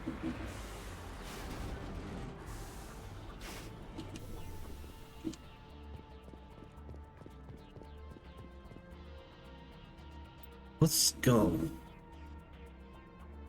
This massive skull is scored by deflected mass accelerator shots. The xenobiology files in harsh to compute can't identify species. Must have been brought here from an unknown world. Yeah, we had a thing like that. The credit description that they would drop good things here.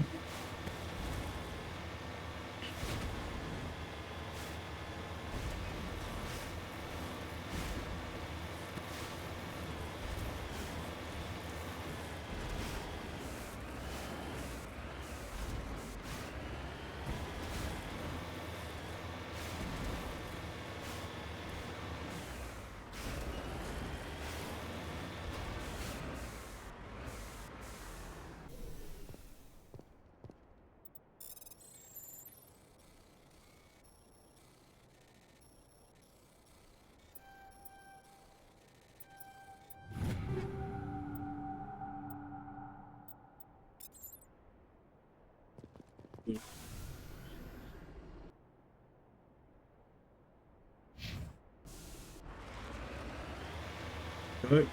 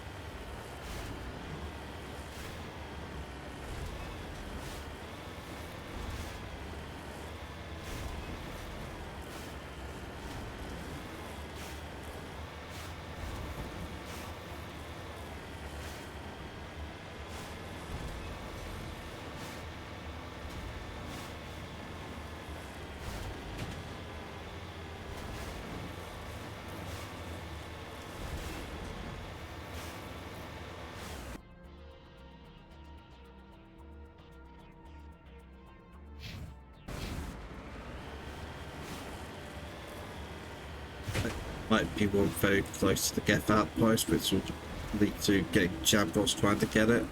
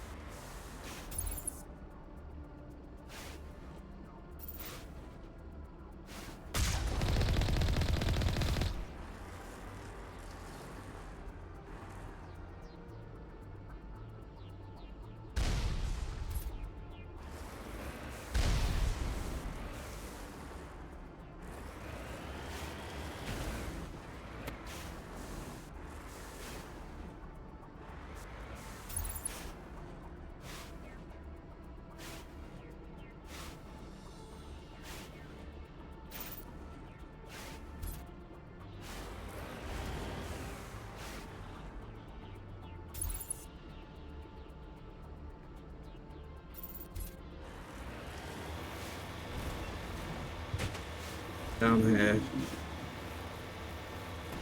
Around to flat ground.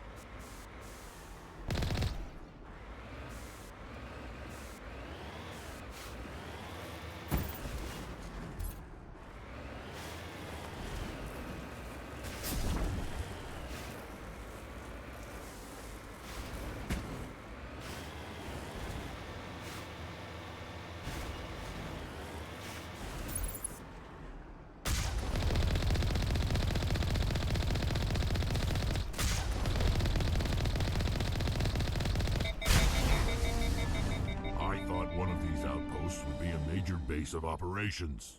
Hold on. This receiver's picking up some kind of transmission. Based on the signal strength, I'd say it's coming from inside the star cluster. The main Geth base. Use the signal to lock onto its location and go take it out.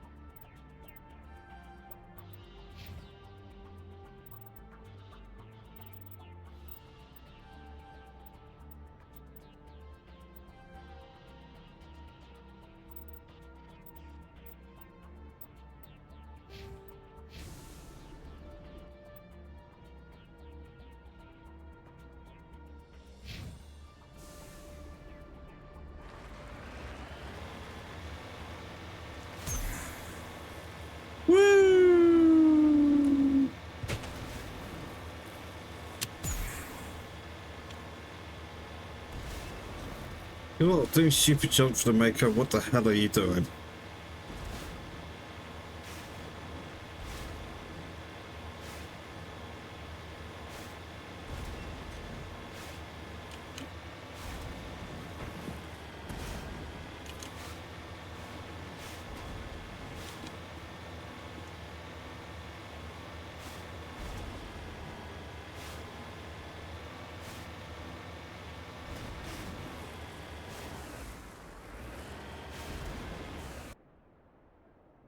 Okay.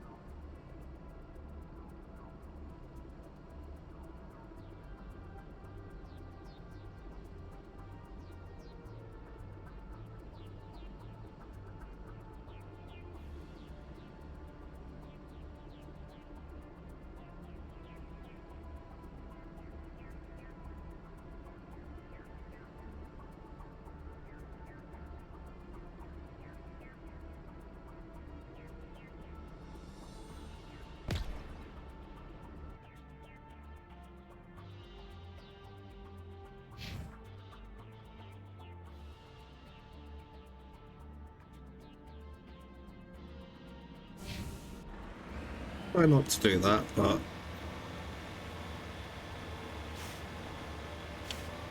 and it makes sense.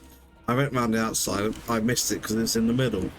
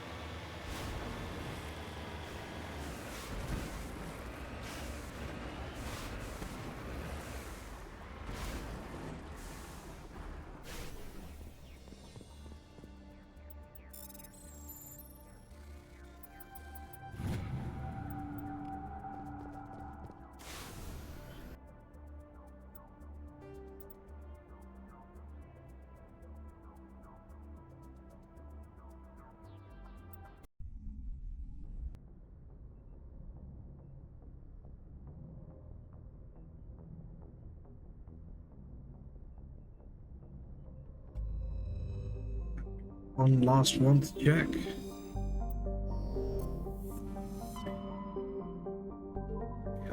Rest.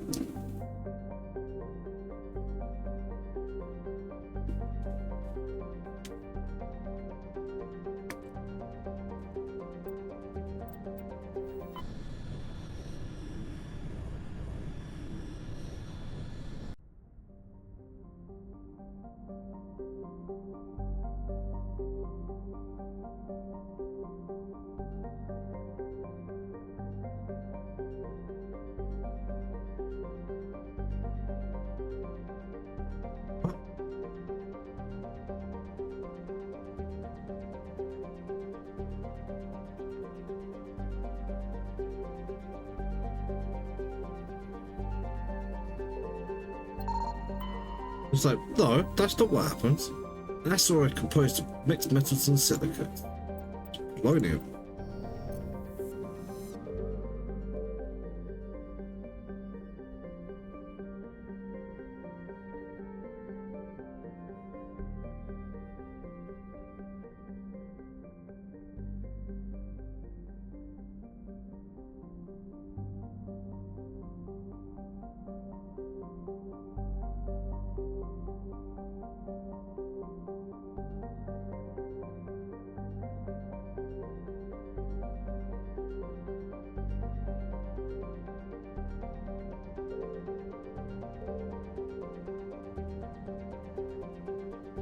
Hey, balance, nothing on that one. So, Bender has a dense atmosphere of sulfur dioxide and chlorine. Though technically classified as a terrestrial rock, the surface of the planet is never cold enough for a crust to form.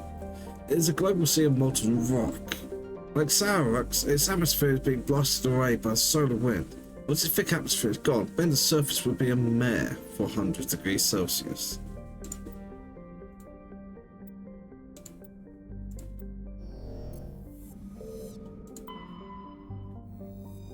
Saurox's nitrogen argon atmosphere is being blasted away by the solar winds of the blue giant gristle.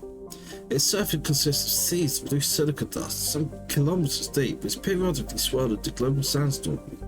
Many unmanned probes to Saurox have been lost over the years, though investigation has attributed all to mechanical failure or computational error. A popular extranet meme insists the entire planet composed of dormant nanotechnology created millennia ago by a race even more advanced than Protheans. Yeah, this is sounding very familiar to a book I've recently read. According to the story, Saurox's silica dust is actually disassembler robots, which periodically awaken to defend themselves.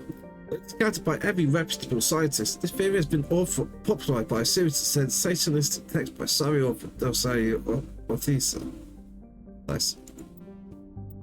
Yeah, I recently finished reading Revelation Space by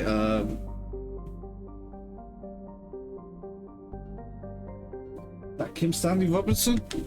Can't see. No, it's Alistair Reynolds, not Kim Stanley.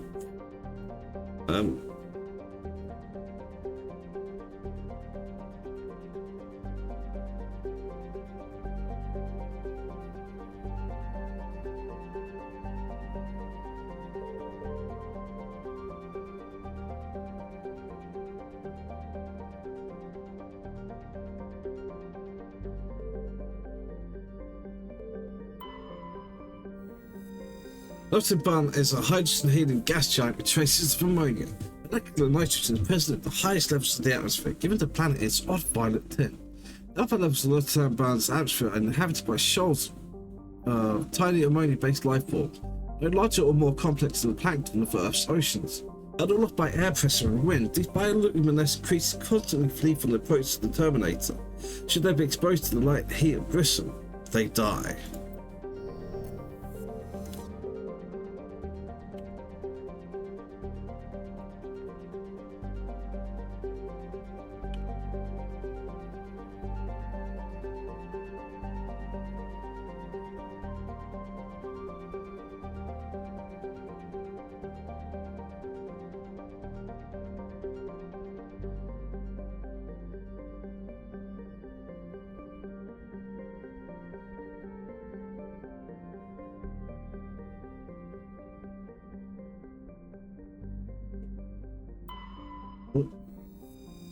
But yeah, I got paranoid, so I had to check it. And now the second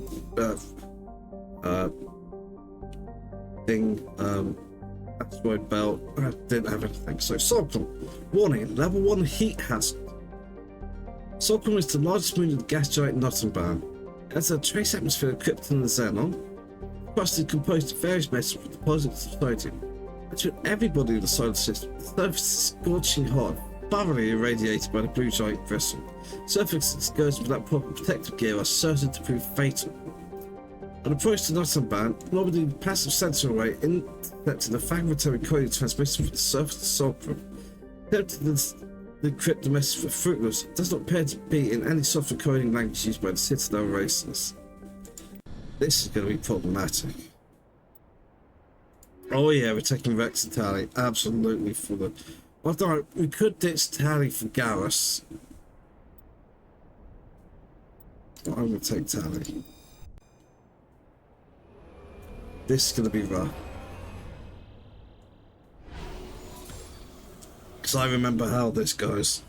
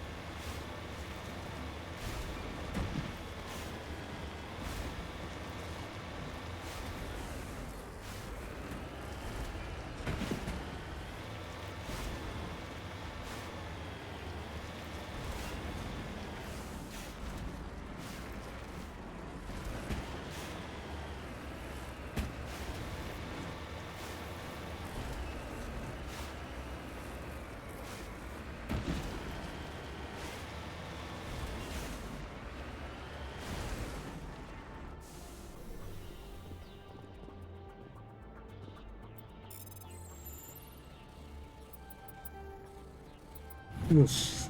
For some reason I just completely didn't see that block.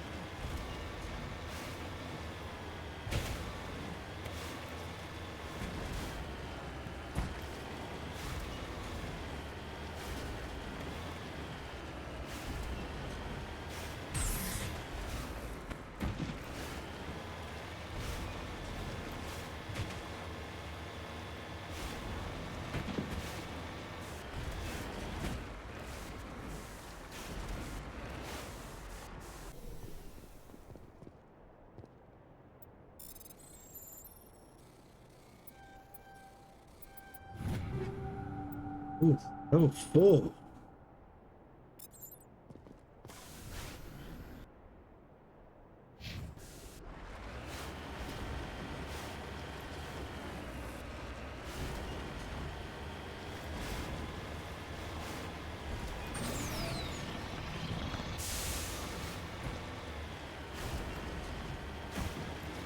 You need to turn back, Commander. You're going beyond the range of the operational area. Oh, not according to the map.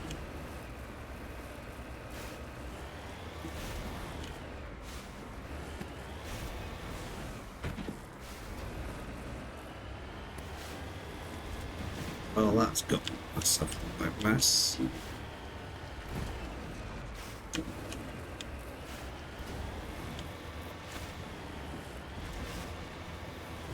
Good. Whew.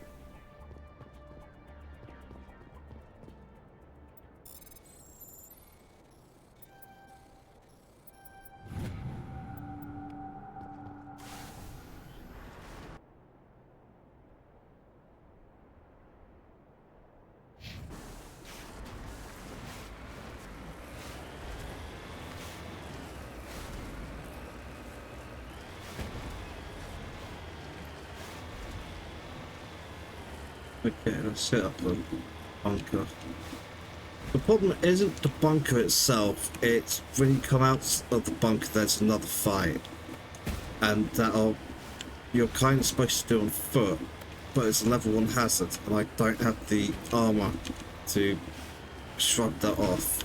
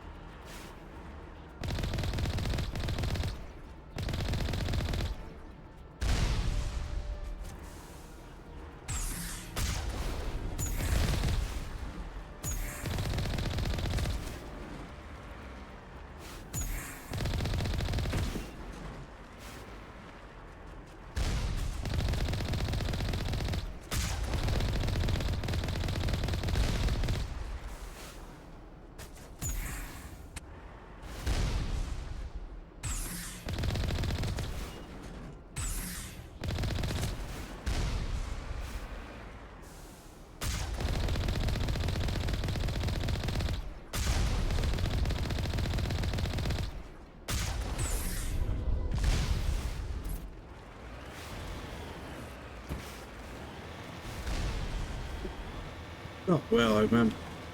Yeah.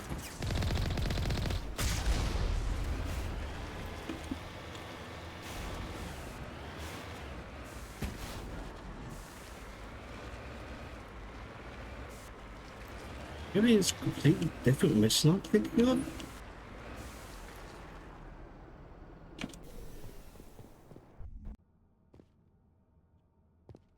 Okay, first time in one of these.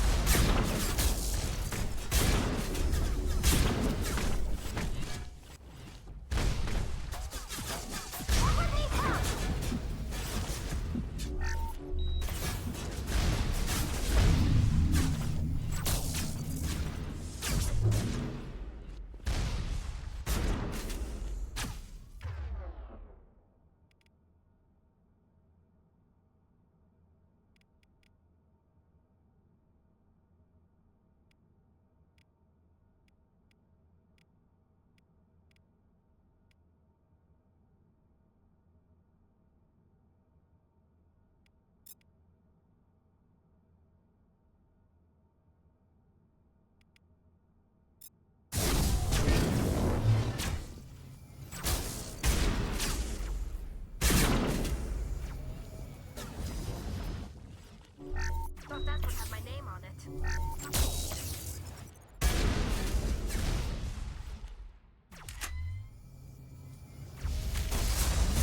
Fucking thing.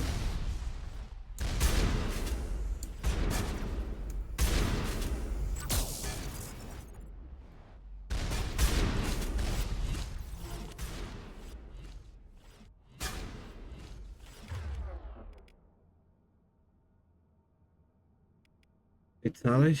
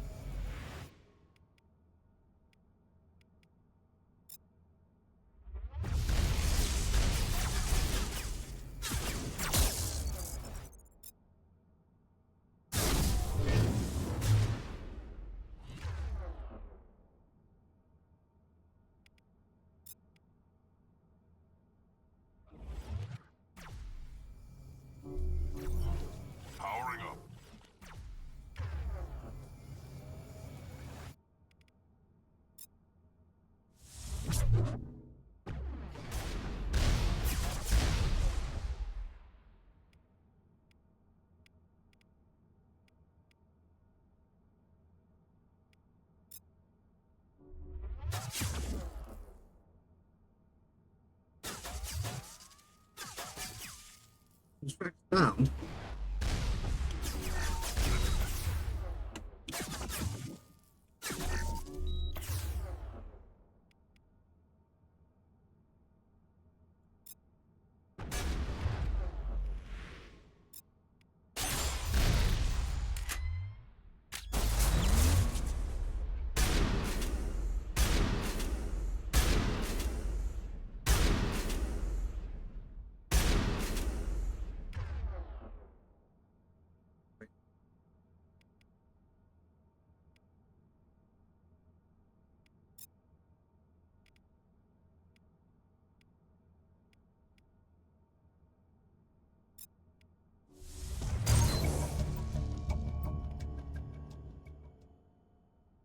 That fight could have gone better.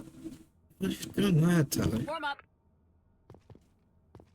Rex, you can get your ass up.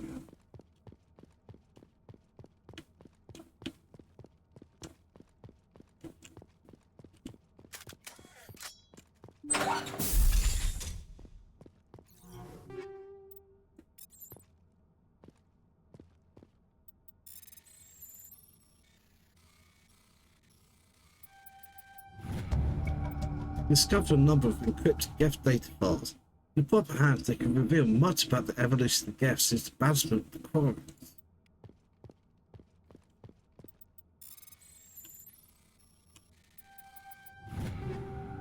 Ooh, weapons.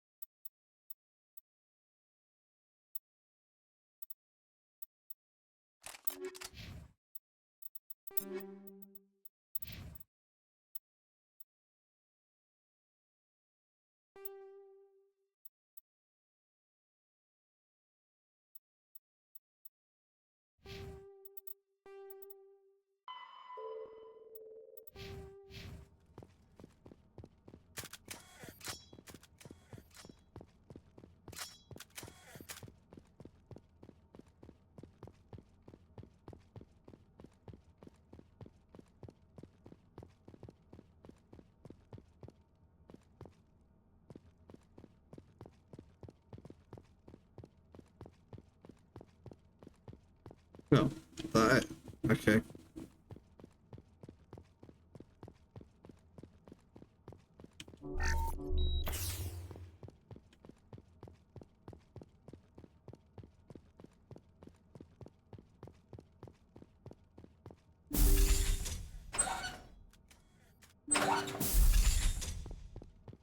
Rally round.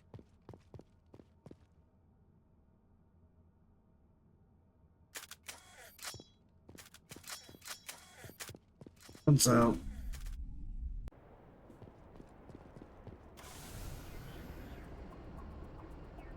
It wasn't the most I thought it was. It's fine.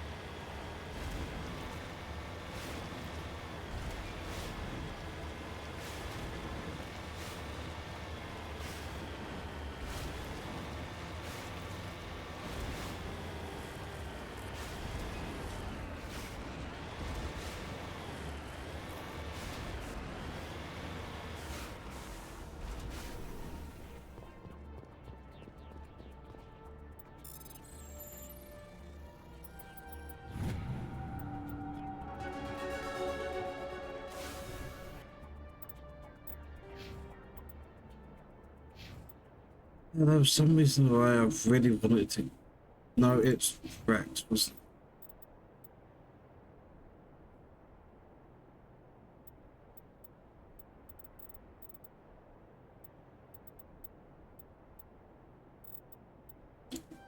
you get a point of that? Now you got health regen.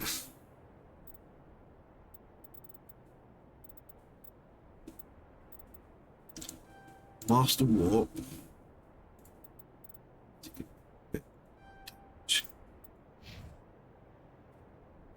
Notice I'm getting less points now, so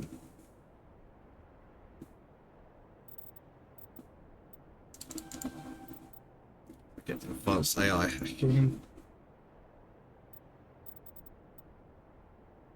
I still got 4.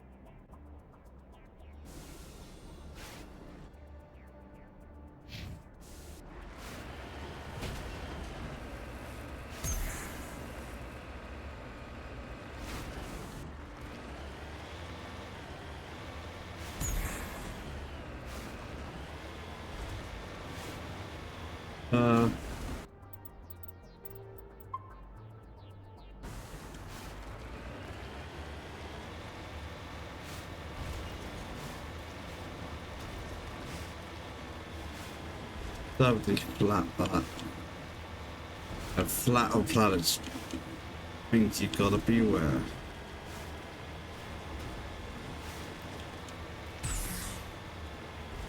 Too early.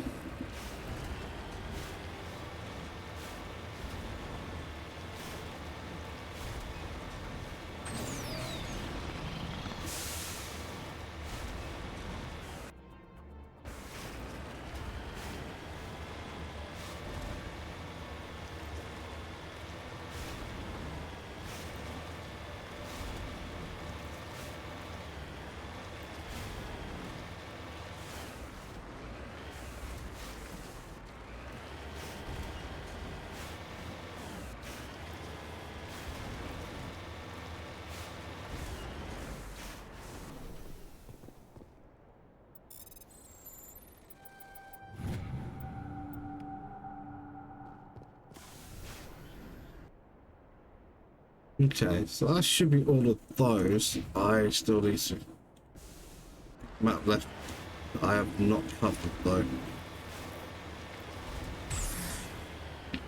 No, that was dumb.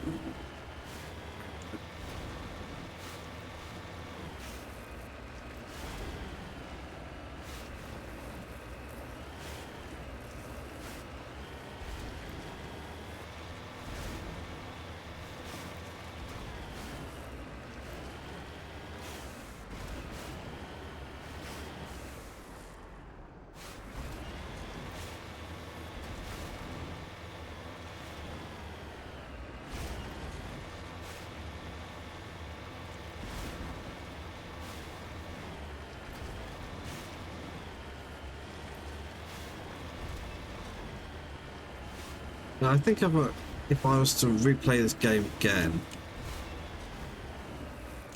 I'm not going to do it this playthrough, but if any more playthroughs of Mass Effect 1, there are mod I looked at and went, yeah, you know what, I'm not going to install that. It's like tells you where everything is on the map for each planet. It just automatically gives you the markers straight away. It's like, okay, I can see that being really helpful. And I also think part of the fun of this is the race of the planets just gives you more excuse for more Mako driving. I like Mako driving. If you don't like Mako driving, oh boy, that mod sounds wonderful. But I've done this multiple times, but I don't really feel the need to keep doing this way. They do it this time, but I'm not worried about it in future playthroughs. If there's ever any more playthroughs, obviously one of the things I've actually been doing with the streaming is I'm basically kind of having final playthroughs to games. Like Am I really going to play this again? Do I need to play this again? Am I going to get anything out of playing the game more?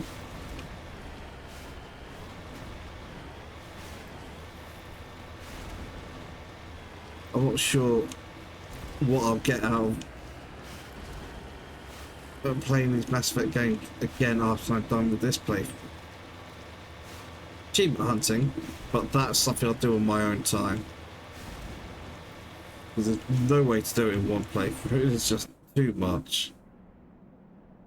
Oh, oh no, that's one thing. Return to Normandy.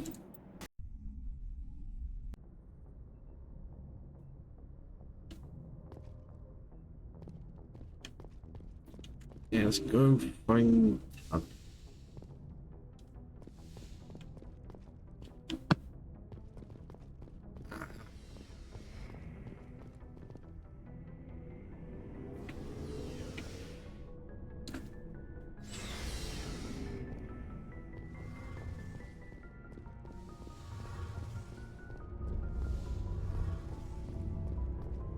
Shepard, I need to talk to you. It's important. Is something wrong? You know the data you took from those Geth control nodes? The information you uploaded to Alliance Control? I want a copy of it. You want to bring this data back to the migrant fleet? Those files have information that could be vital to our efforts to understand the Geth. It could be the key to helping us reclaim our homeworld. If I give you this data, your pilgrimage is over. You'll go back to your own people. Not right away. I'll stay with you as long as it takes to stop Saren. But my people need this. You think you can use this information to destroy your enemy? Not right away. We will need to study it. It could take years, but it will give us new insight into how the Geth have changed and evolved over the past centuries. Go ahead, make a copy. My people, I owe you a great debt, one I can never repay. The only thing I can offer in return is what you already have. My solemn promise to stay with you until Saren and his Geth armies are defeated. I never wanted anything more. Thank you, Shepard.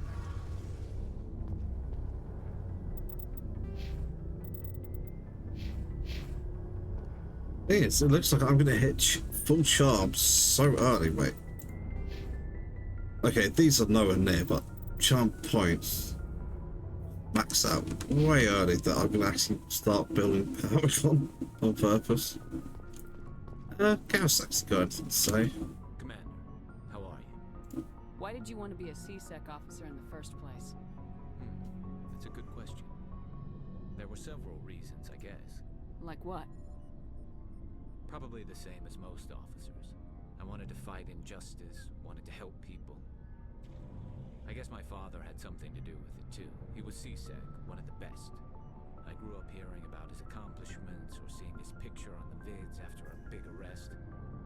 He's taking my resignation pretty hard. That's tough. But you'd think he'd be impressed you're going after Saren. My father's a C-Sec man to the bone. Do things right or don't do them at all, he says. He thinks I'm being too rash, too impatient. He's worried I'll become just like Saren. He actually talked me out of becoming a Spectre when I was younger, for the same reasons. You were asked to be a Spectre. Well, I was targeted as a possible Spectre candidate. Me and about 1,000 other Turian military recruits. I could have received special training, but my father didn't like it. He despises the Spectres. He hates the idea of someone having unlimited power with no accountability. He wouldn't like you, Commander. No offense. I suppose I can understand his concern. You can. But Saren's not going to play by our rules, C-Sec's rules. If you want to nail Saren, you need to send someone who isn't restricted by policies and procedures. Just because you can break the rules doesn't mean you should. I don't need to stoop to Saren's level to stop him. And neither do you, Garrus. I see what you mean, but I'll think about it. Thanks, Commander.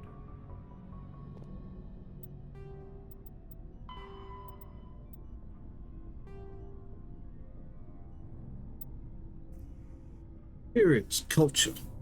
While Turians are individually personal desires, their instinct is to create the self of the group, set aside personal desires for the good of all. Turians are taught to have a strong sense of personal accountability, the Turian Order. The other Gracie finds so remarkable. Children are taught to own every decision they make, good or ill. Worst thing they can make in the eyes of their people is to lie about their own actions. Children who murder will try to get away with it, but if directly questioned, most will confess to crime. Children have a strong inclination toward public service and self-sacrifice, so they tend to be poor entrepreneurs. To compensate, they accepted the mercantile violence as a climate race. Offering protection in exchange for their fiscal expertise. The Turin military is the centre of their society. It's not just an armed force, it's an all-encompassing public works organisation. Military police are also the civic police. The fire brigade serve the civilian population as well as military facilities. The Corps of Engineers builds and maintains spaceports, schools, water purification plants, and power stations. The Merchant Marine ensures that all worlds get needed resources. Achurian's military doctrine. Although they lack the brutality of the Krogan, the skill of the Asari, and the virtuosity of the humans, the Achurian military has formidable discipline. Officers and NCOs alike with years of field experience. Enlisted personnel are thoroughly trained and stay calm under fire. Achurian units don't break. Even if the entire line collapses, they fall back in order, setting ambushes as they go. The problem saying holds. You'll only see Achurian's back once he's dead. Boot camp begins on the 15th birthday. Soldiers receive a year of training before being assigned to a field unit. Officers train for even longer. Most serve until the age of 30, at which point they become part of the reserves. Even if they suffer injuries preventing frontline service, most do support work behind the line. Biotics are uncommon. While admired for their exacting skills, Biotic's motives are not always fully trusted by the common soldier. These students prefer to assign their Biotics to a specialist team called Cabals. Command and control is decentralized and flexible. Individual squads can call for artillery and air support. They make extensive use of combat drones for light duty, practice combined arms. Infantry operates armor, supported by overhead gunships. Strategically, they are methodical and patient, dislike risky operations. Tradition is important. Each legion has a full-time staff of historians who chronicle its battle honours in detail. The oldest have records dating back to the Turin Iron Age. If a legion is destroyed in battle, it is reconstituted rather than replaced. The Turins recruit auxiliary unit from conquered or absorbed minor races. Auxiliaries are generally light infantry or armoured cavalry units that screen and support the main Turin formations. At the conclusion of the service in the auxiliaries, recruits are granted Turin citizenship.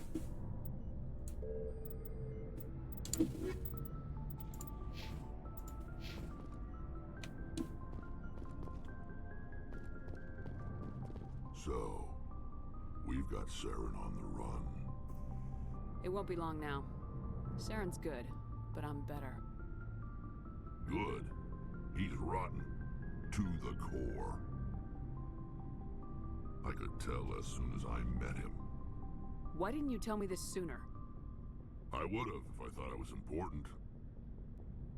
I think I'd like to hear about it just the same. This was a while ago. A bunch of mercs were bragging about a job out near the edges of the Terminus systems. They said it paid well and the boss was never around to ride them. They said he was looking for more men, too. So I checked it out. I didn't know Saren was openly recruiting mercs.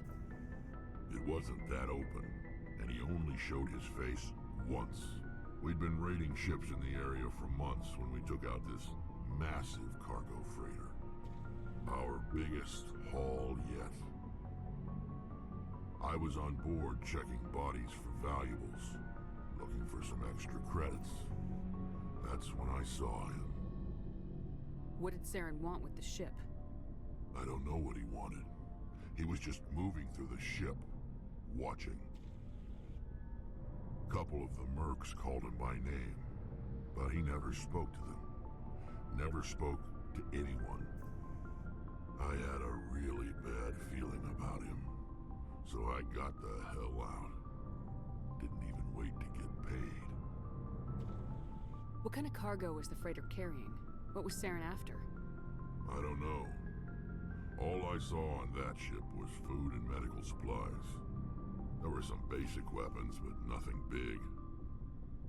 If there was anything of value on that ship, I didn't see it. That's why I didn't mention it sooner. Whose ship was it? There was a Volus trading vessel. Big one. Lots of guards. But they were no match for us. That's the only time you saw him? Yeah. Didn't even know who he was. Still wouldn't if I hadn't joined up with you. But my instincts were right. Every other merc on that mission turned up dead within a week. Every damn one.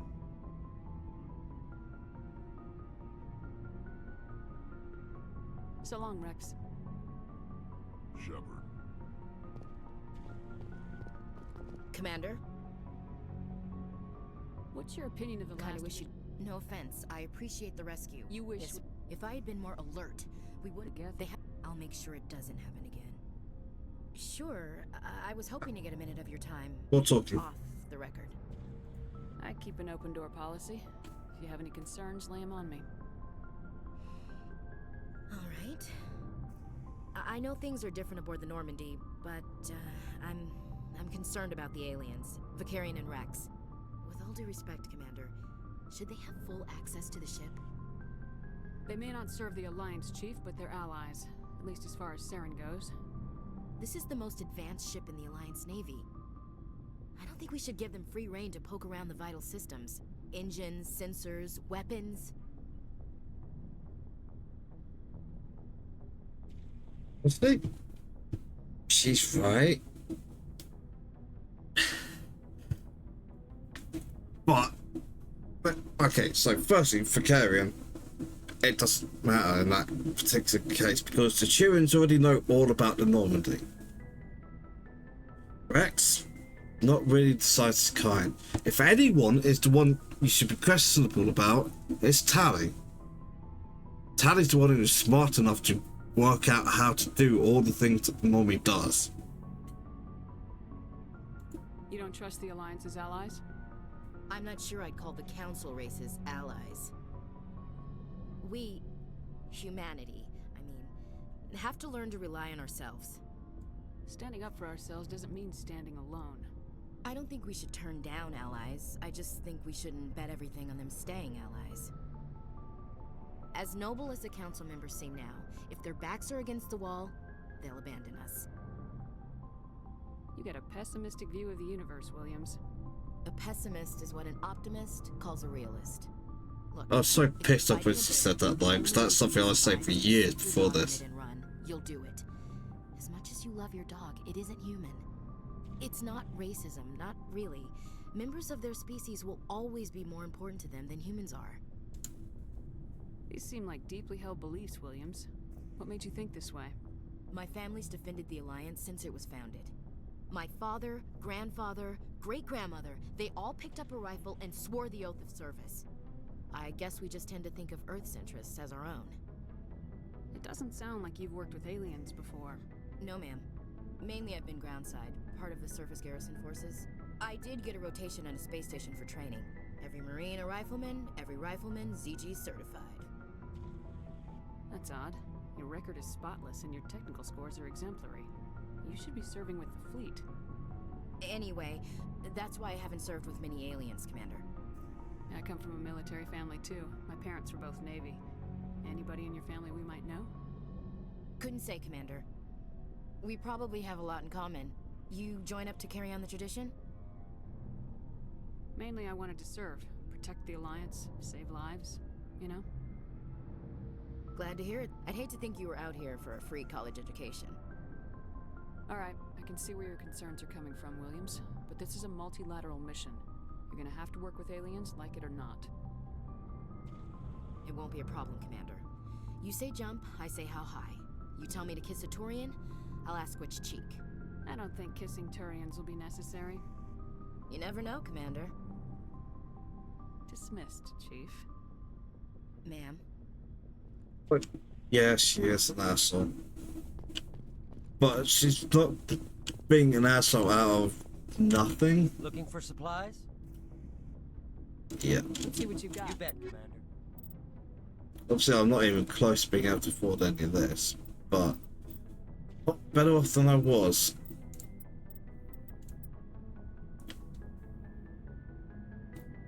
anything like that, it's so much better than what I've got.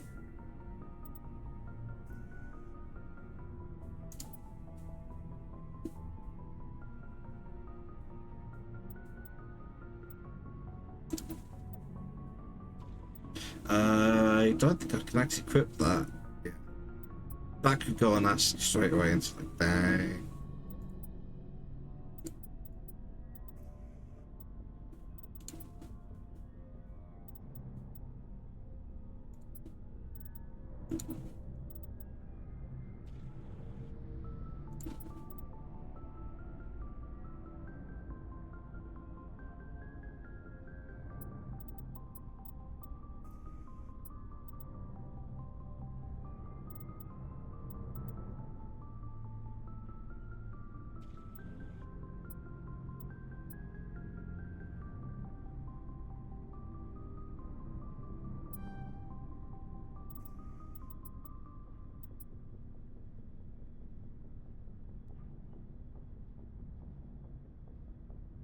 It is good.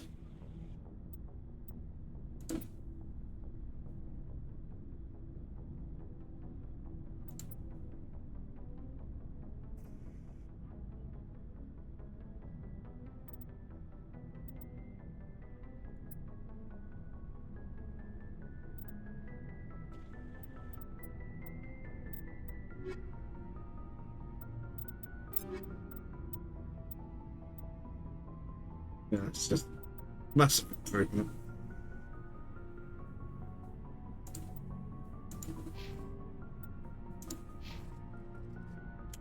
Looking for supplies? Let's see what. Okay, so let's look at stuff I'm never gonna use. No, I will never use these in place of useful things.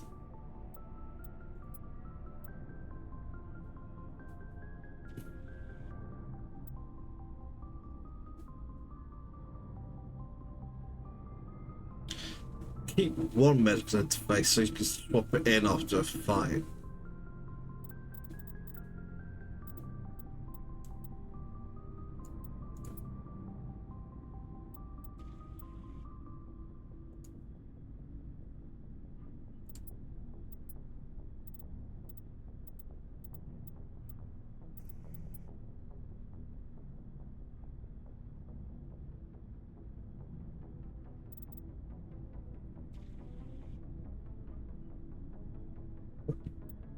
I am not going to hit that without knowing what it does.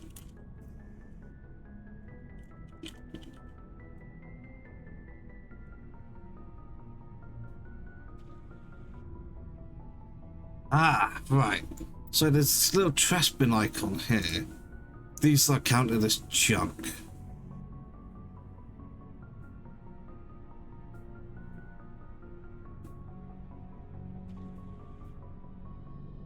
Wait. Ah, right. I can flag them as junk and then sell them off as a bulk. But I would rather omni-gel these. Okay.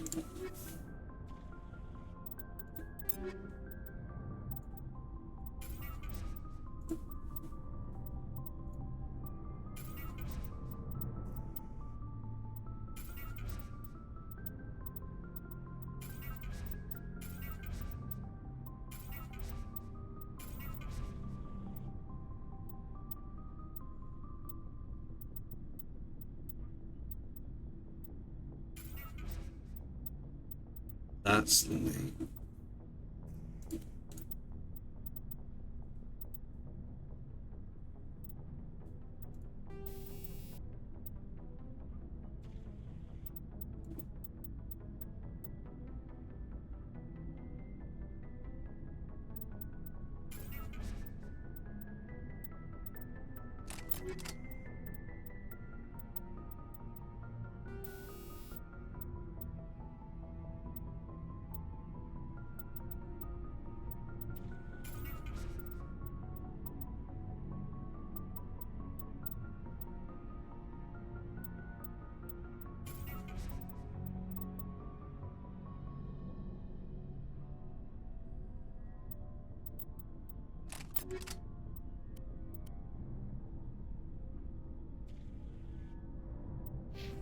Okay.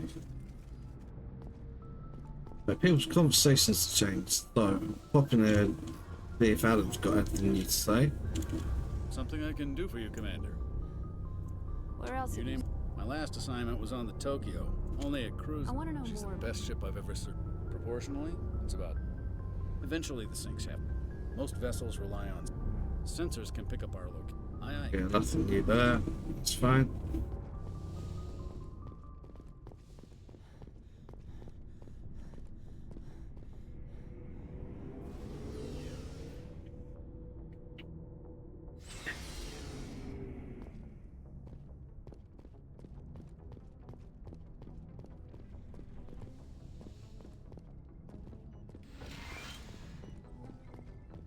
Yes, Commander? Is there something you need? I should go. Goodbye, Commander.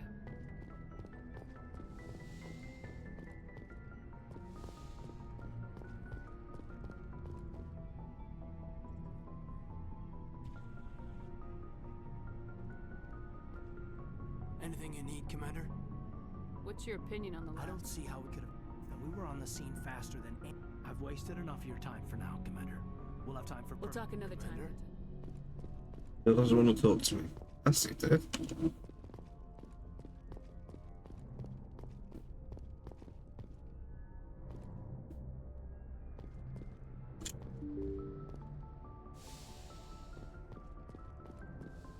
Yes, Commander?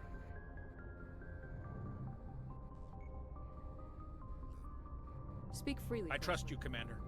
If you think they... Carry on, Presley. Yes, ma'am. Yeah, that's all I need to hear from you.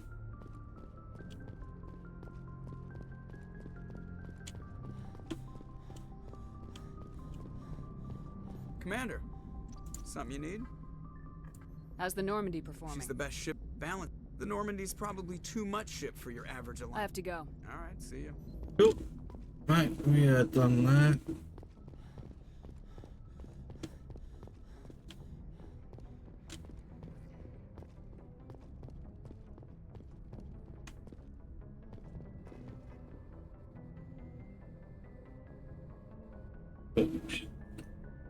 Hey, Armstrong Nebula is... Message from Admiral Hackett, Commander. Patching it through. We just received your report. Looks like this Geth incursion was bigger than we thought.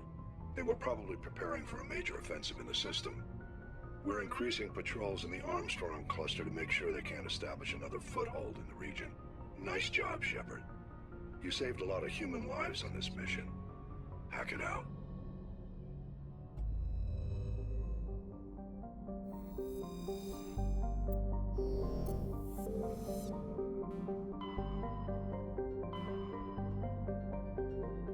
Okay. Right, with that, we're going to take our third and final break. Be back in a couple of minutes after some ads. See you soon.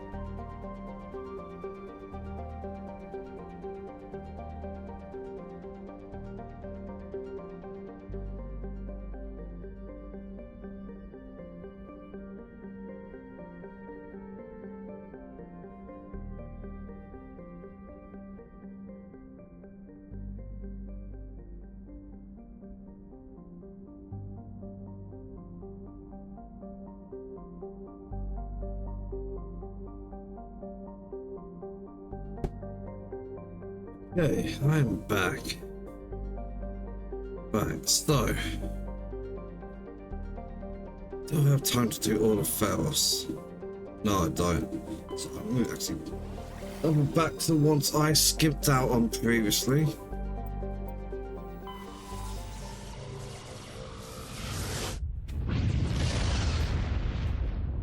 Faros will be the next stream. Commander, urgent message from Alliance Command coming in. Uh-oh. I'll patch it through. Shepard, this is Admiral Hackett from Alliance Command. We've got a situation here, and you're the only one that can... What do you need, Admiral? There's an Alliance training ground where we Oh, test look, this is the... technology and live fire simulations. One of the VIs we use to simulate enemy tactics in the drills is no longer responding to our override commands. It's gone rogue. How many casualties so far? 17 Marines were killed in the simulation exercises before we realized what had happened. That's when we contacted you. VI support is critical to our military success. They process thousands of status reports and react in nanoseconds. No human can do that. But as advanced as this thing is at military strategy, it's still just a VI. It's not self-aware, and it's completely disengaged from any networks. That's where you come in. We need you to fight your way through the training ground of the VI core and manually disable it. Can't you disable it remotely? Our fail-safes aren't responding. The VI operates on a closed network. It can affect any external systems, but we don't have any direct access to its processes. We could bomb it from orbit, but the damage to the facility would be catastrophic. We'd prefer to have someone shut down the core. Someone like you. I know Spectres answer the Council, but you're still human. You're still part of the Alliance military, and right now we need you. The VI controls all the facility's weapons, drones, and automated defenses. You're the only one that can pull this off, Shepard. Good luck. Okay, but that... Nowhere we're going just yet. We'll do these. I'm actually going to do that. Bring Kaiden, bring Liara if I could. Let's bring the human squad.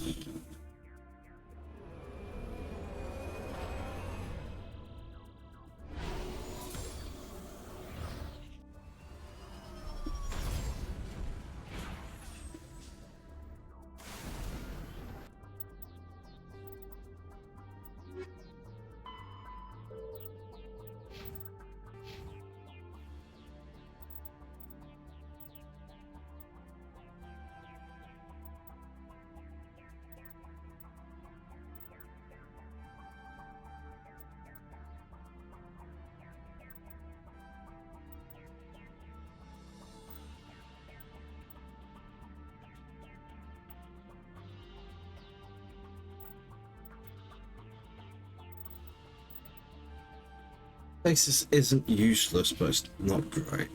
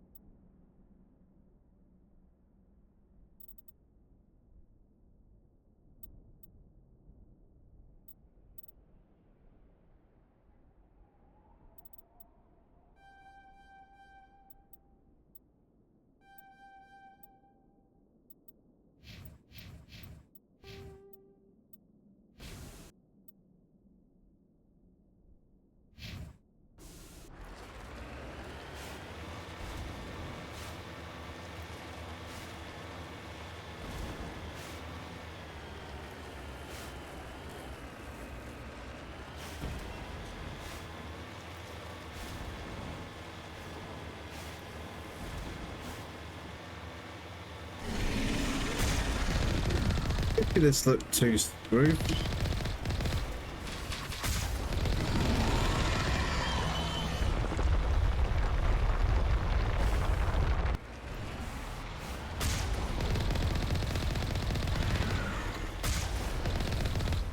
Oh, that's still heavy?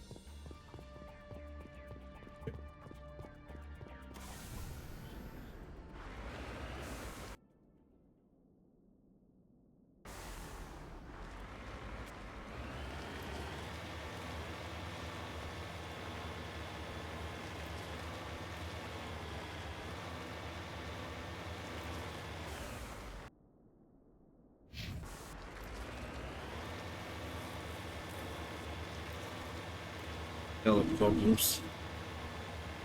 Planet, moon, rather.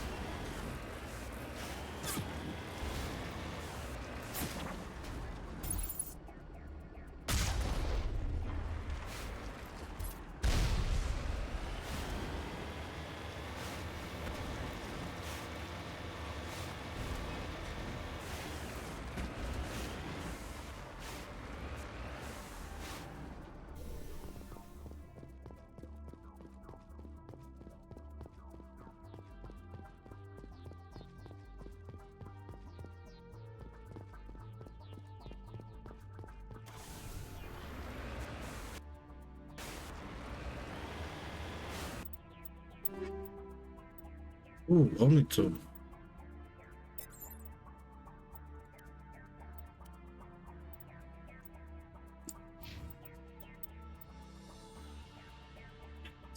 Worse. Level 5 is every part of it is worse than what he's currently got.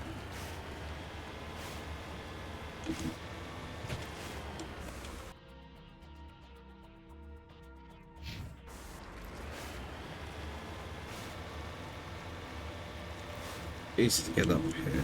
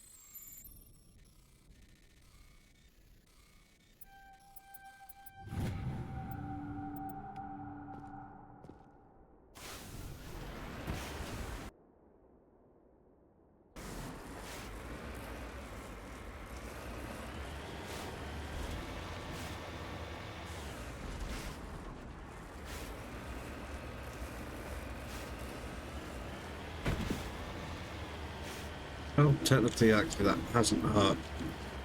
Going at the moment.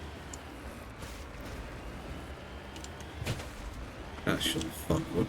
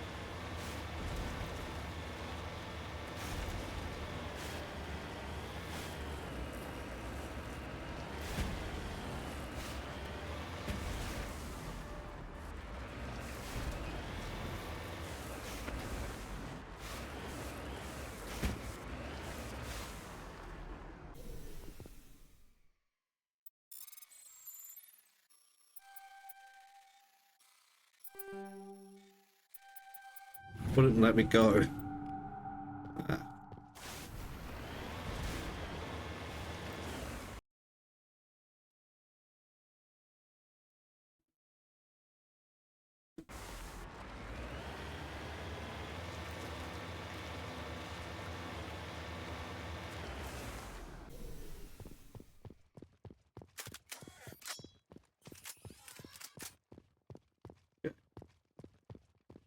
Just to make sure I don't watch this. Let's save.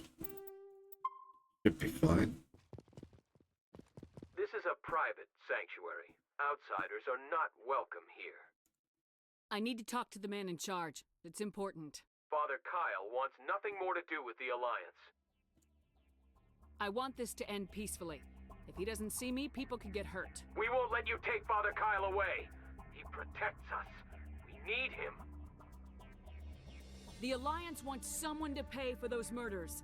Let me speak to Major Kyle and maybe I can find some way to help you all get out of this alive. Wait.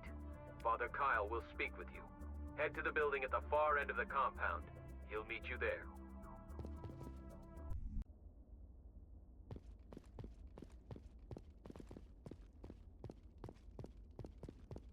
Steal all your stuff.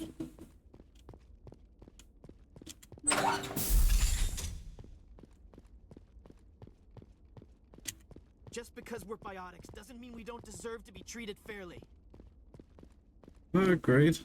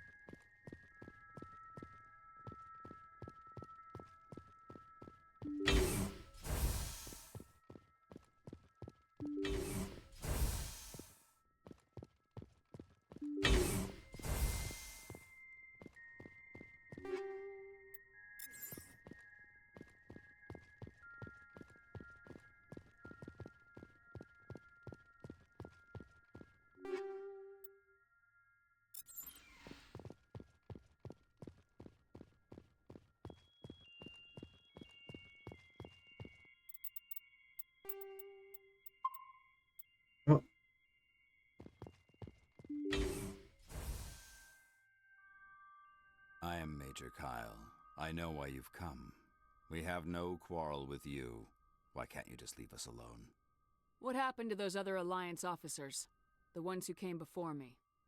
They wanted to take me away from here. They wanted me to abandon this place, turn my back on my family. They spoke blasphemy. I did what I could to make their end quick and painless. I had no other choice. It was necessary to protect my children. Only I can keep them safe. The Alliance sent me to bring you in, Major. Can't you see this has gotten out of hand? Don't you understand you are endangering your followers? I respect that you have come under a banner of peace, but I cannot do as you ask. If you take away their father, my children will be helpless. You ordered your followers to kill those Alliance We're investigators. You must reading of that face line. the consequences of your actions. Do you really want your children to suffer for your sins too? No, this was my fault. My children are innocent, pure. Please, I never meant for this to happen. I'm sorry. You're doing the right thing, Major. Your children will be better off for it. Come on. Wait, if my children see you taking me away, they won't understand. They will attack and you will be forced to kill them all. You have shown me the error of my ways, Commander. Now you must give me time to explain it to them. It is the only way they will understand. Please, give me 1 hour. After that, I will meet the Alliance authorities at the gates of my compound and surrender without violence. I give you my word. I'm gonna trust you. If you betray that trust, you and all your children will suffer. I will not Could betray have you, phrased Commander. that better, Shepard. Thank you for this. Joker can have the 5th Fleet pick Major Kyle up. I just hope you know what you're doing, Commander. You should return to Normandy and notify the Alliance of Kyle's surrender. I want to dispatch a ship to take him into custody. Yep, after I finished looting the place. Actually, I have done. Okay, cool, let's just get.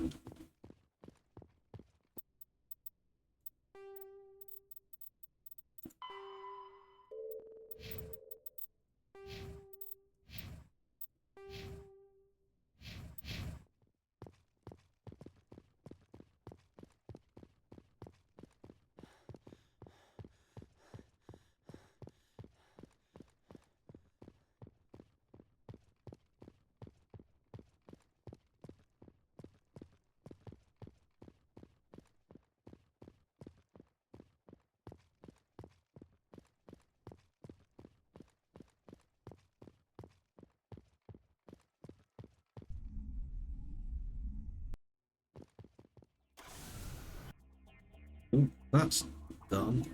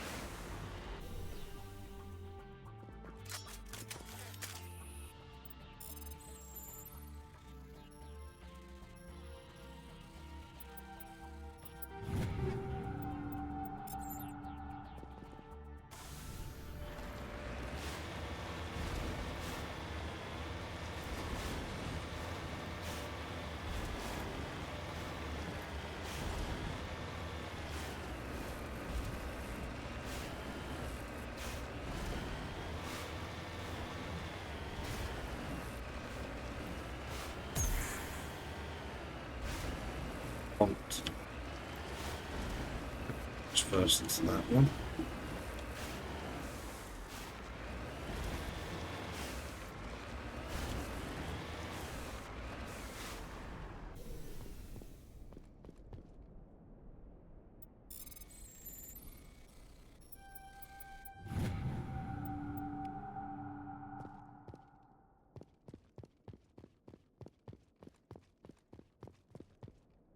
One of the robots crumpled him from impact.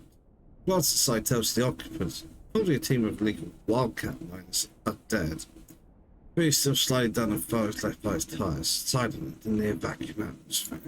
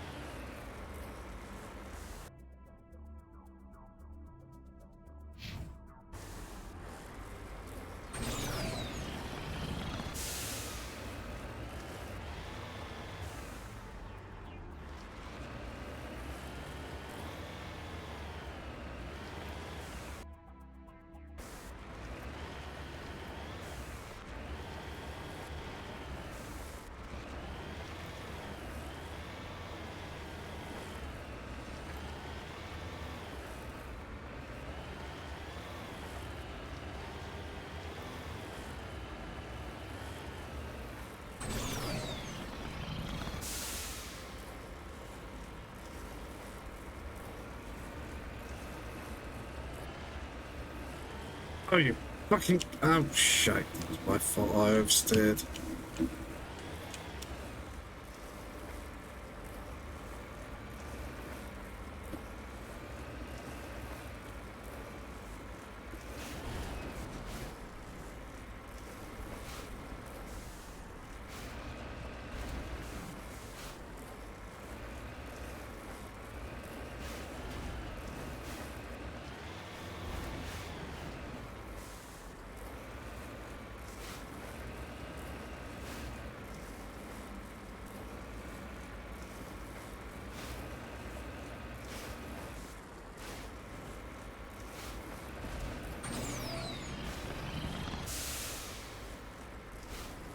Too long to really activate this one.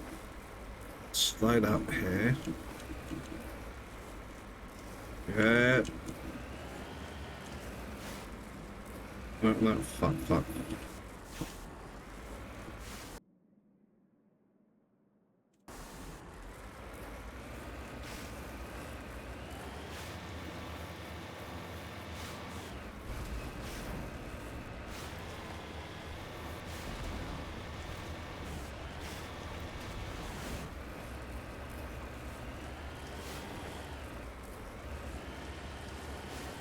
Ah, fucking... Oh, you bastard. Give me some problems here. If I get onto this bridge...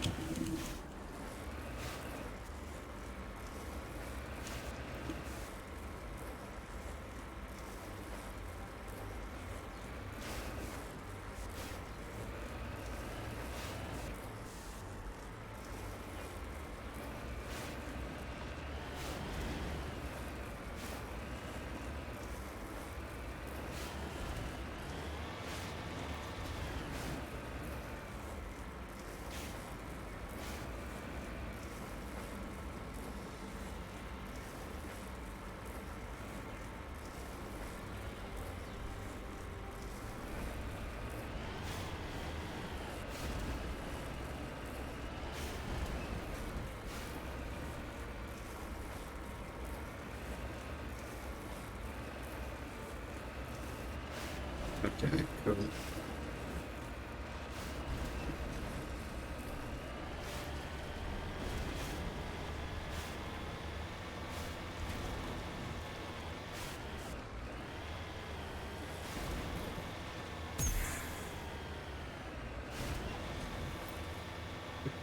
This cluster of prefab utility shack have a distinctly ramshackle look to them.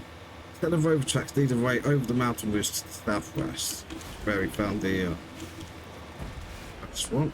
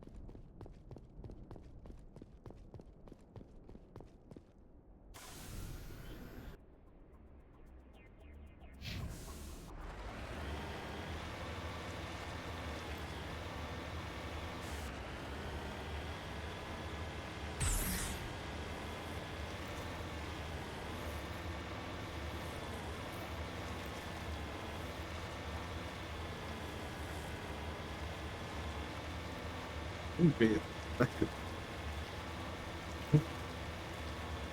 Never happened.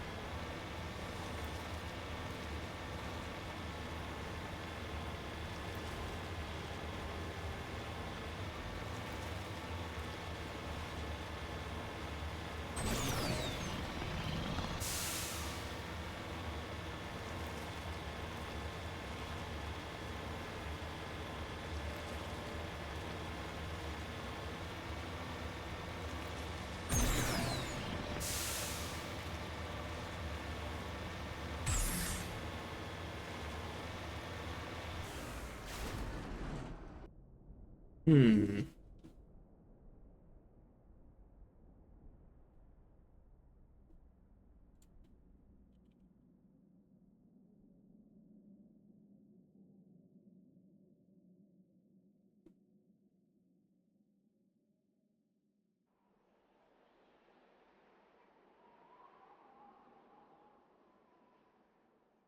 Oh, that's actually it. There's only... Oh, really surprised by that. Okay, cool, cool, cool. In case, return to normal. I'm done here.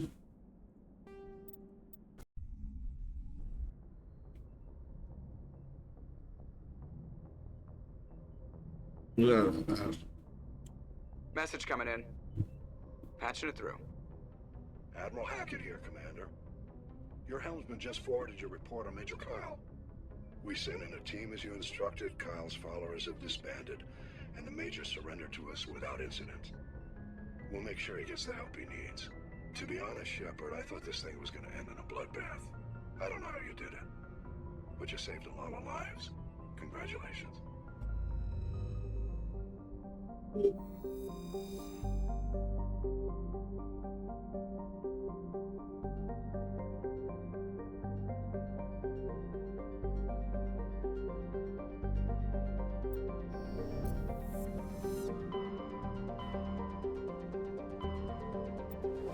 Purge, Newton.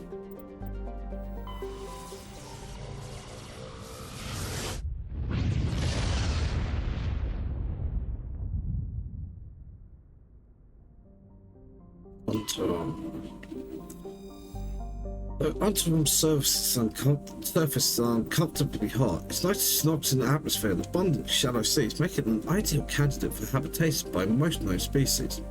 Unfortunately, the orbit of the moon of Phronau has been slowly decaying since the system coalesced. Its proximity is beginning to have tidal effects, and its dynamo-like revolution through onto a magnetic field is generating increasingly powerful electric storms.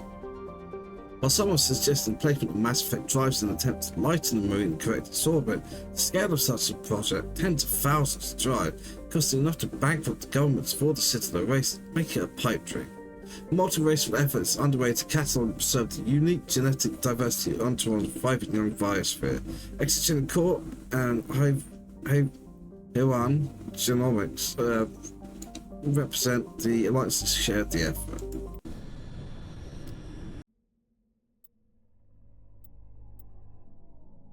Good guess. It's been a while. I got a thing for her as well, didn't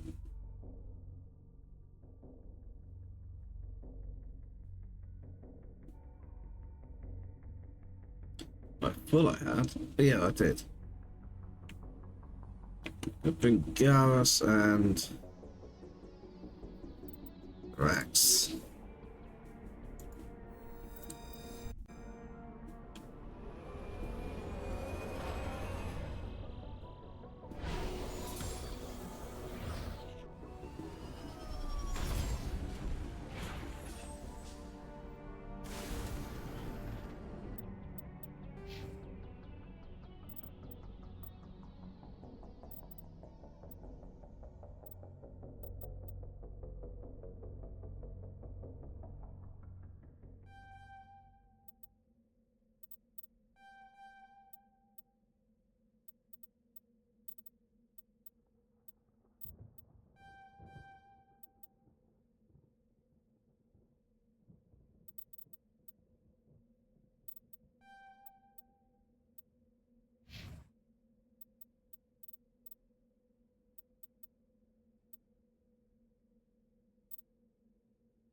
Oh, weird. Got any points? Okay, cool. That's fine. Equipment. Yes.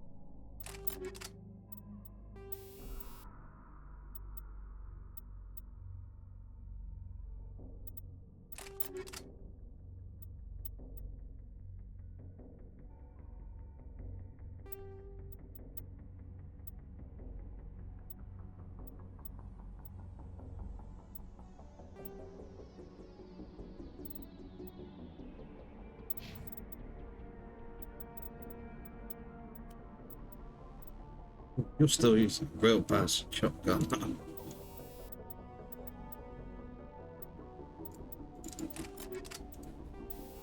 I could be worried about things hiding. Like that up.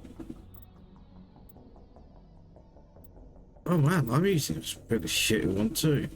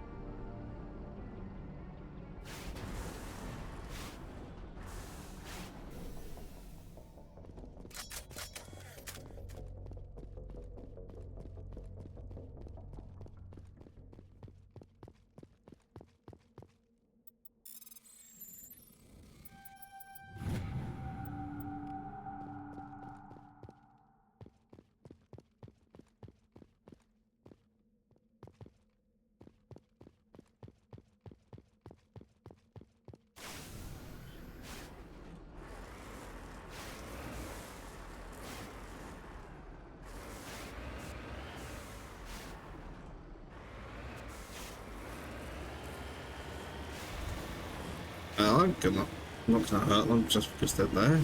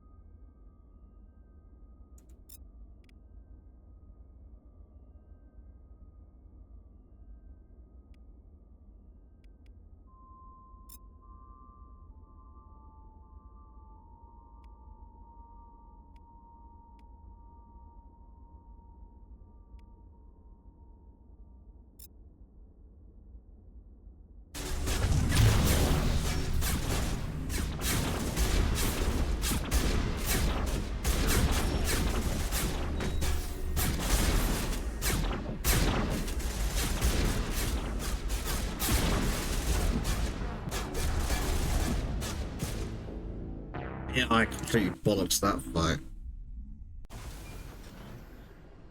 What?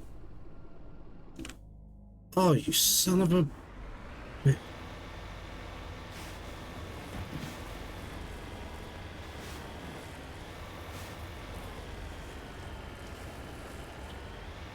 Oh, even worse, that means that shotgun's gone.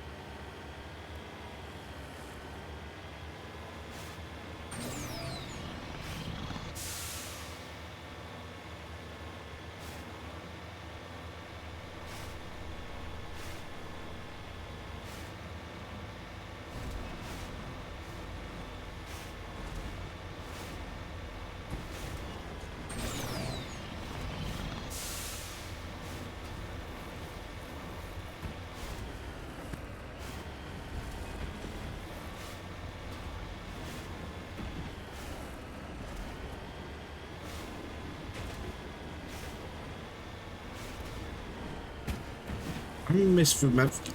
I think half the problems I completely misremember what sort of fight this is. What the mission's about.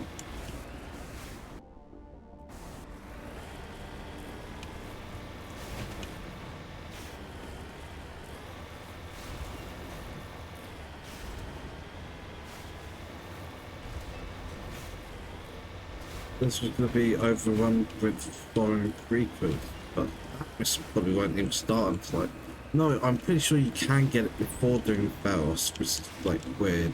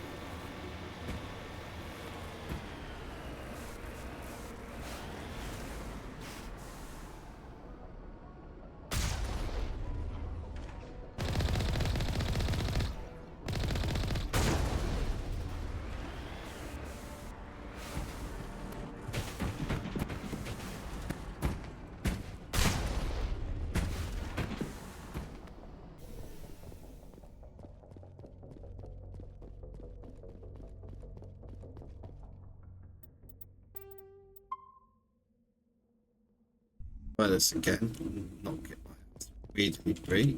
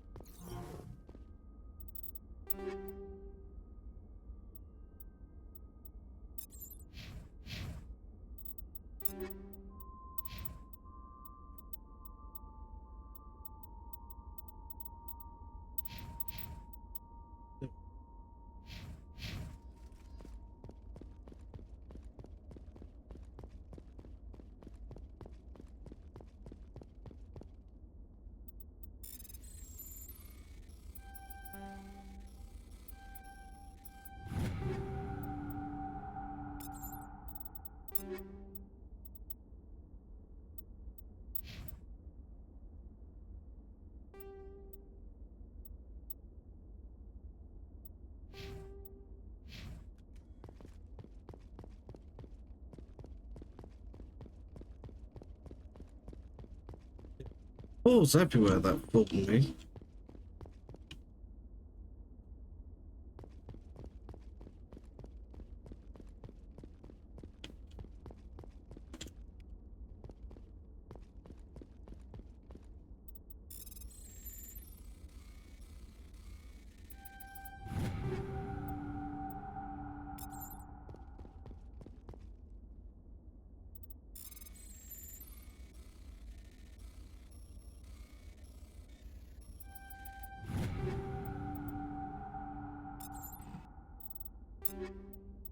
Yeah.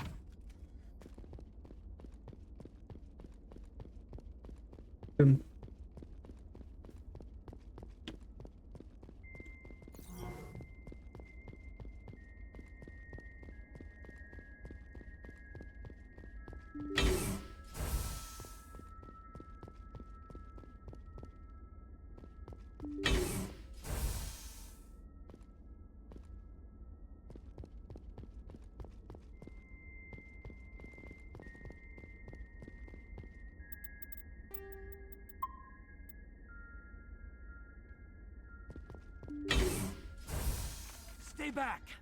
I've got no grief with you. All I want is this bastard. Please! He's a madman! Mr. Toombs, you're insane! You need help! It's Corporal! Corporal Toombs! You don't get to lie! Not today! Today it all comes out!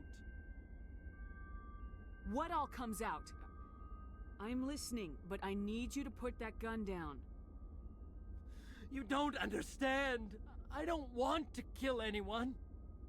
I want to go to sleep without screaming in my dreams.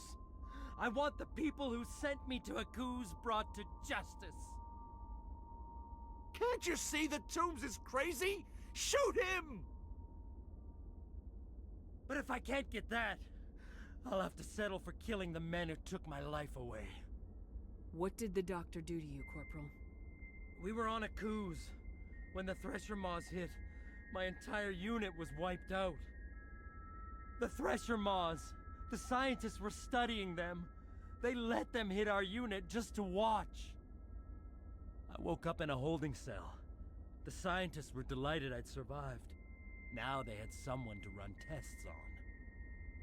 What kind of tests are we talking about? You can't believe Toombs! He doesn't have any proof! I demand a fair trial! Ever had Thresher Maw acid in your veins? I have. They wanted to see what it would do. They're part of some organization, Cerberus, that runs secret tests like this. They treated me like a lab animal. This is justice. This man deserves to die. So, are you going to kill me or not? You're better than this, Toombs. You're not like them. Don't tell me what I am! Nobody knows who I am! Those bastards took it all away. They ran their tests until I screamed, until I cried. I couldn't remember my own name half the time. I should be dead, like my unit. I'm nothing. Why am I too good to murder him? You put on a uniform, Corporal. You swore an oath. Don't let them take that from you. Hadn't thought of it like that. Okay. I'm no murderer. They couldn't make me one. Just as long as he goes to trial. What there four Maybe other screaming ones? will stop now. I don't know. Those bastards can't hurt you anymore. Joker, tell the 5th Fleet we need a ship for pickup. Aye, aye, Commander. Doomsday's morosely at the floor, lost in his memories. You give the scientist a shove towards the door. Your mission is complete. The Alliance course will take it from here. But what if there is loot?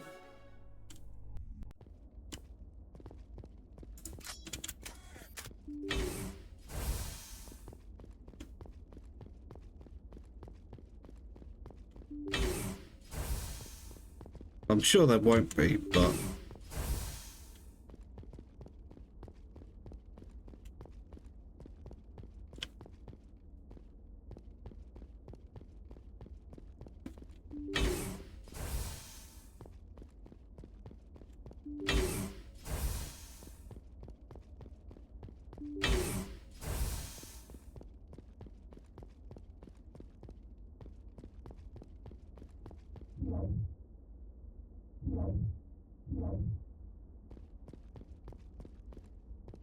Yeah, as suspected.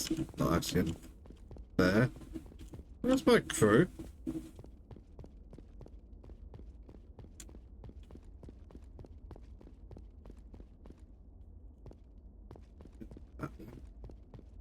Have they got stuck somewhere?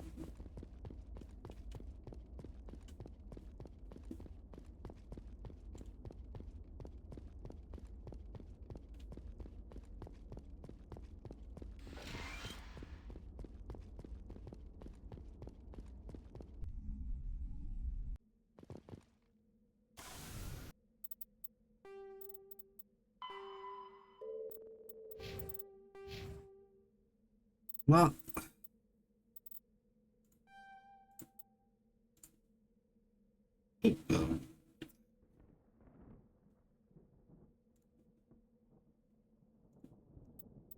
Uh, What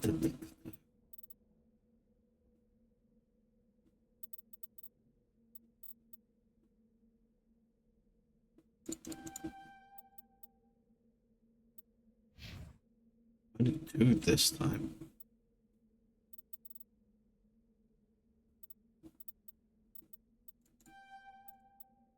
Well, I don't like stasis. It has its uses occasionally.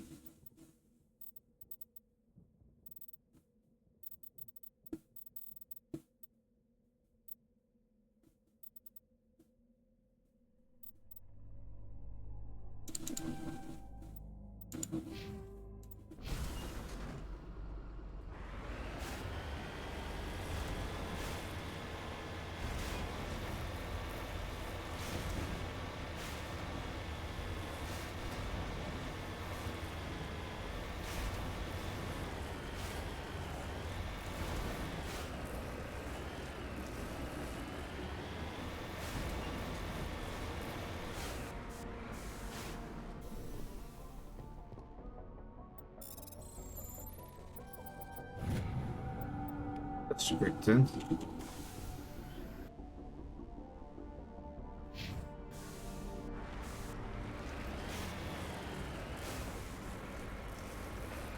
Work out how to get up on top.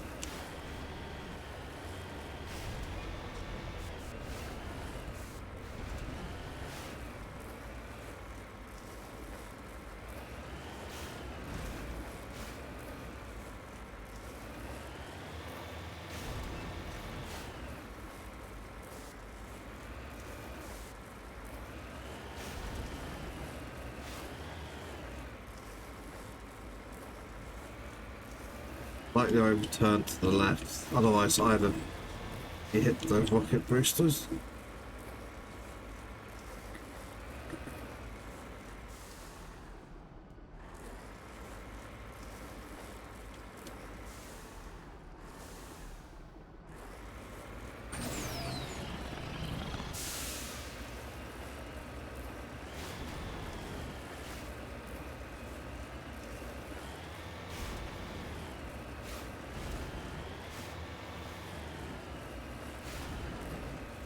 There we go.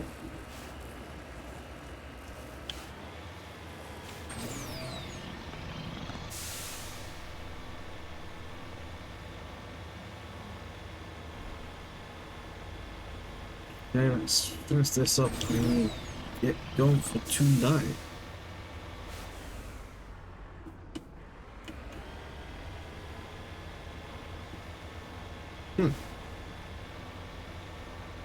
Close for that one, wasn't I?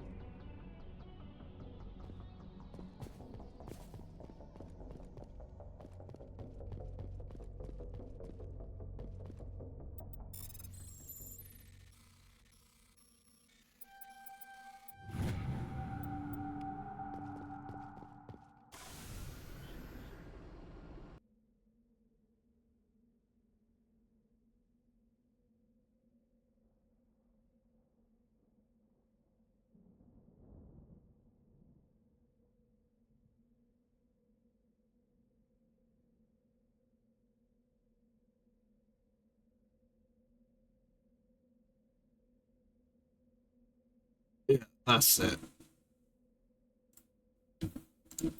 Turn to Normandy.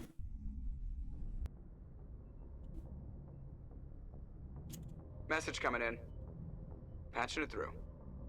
I reviewed your report on the situation, Commander. I'm glad to see you were able to take Dr. Wayne in alive. Now we can put him on trial and get some answers. Corporal Toombs seems to have found some closure, and hopefully with therapy, he'll have a normal life again someday. Thank you again for your assistance, Commander. Fifth Fleet out.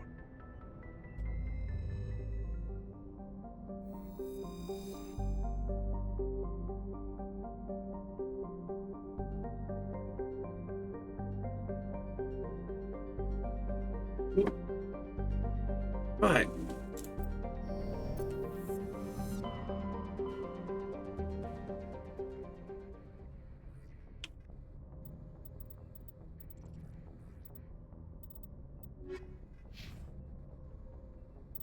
That is where I'm going to stop for tonight.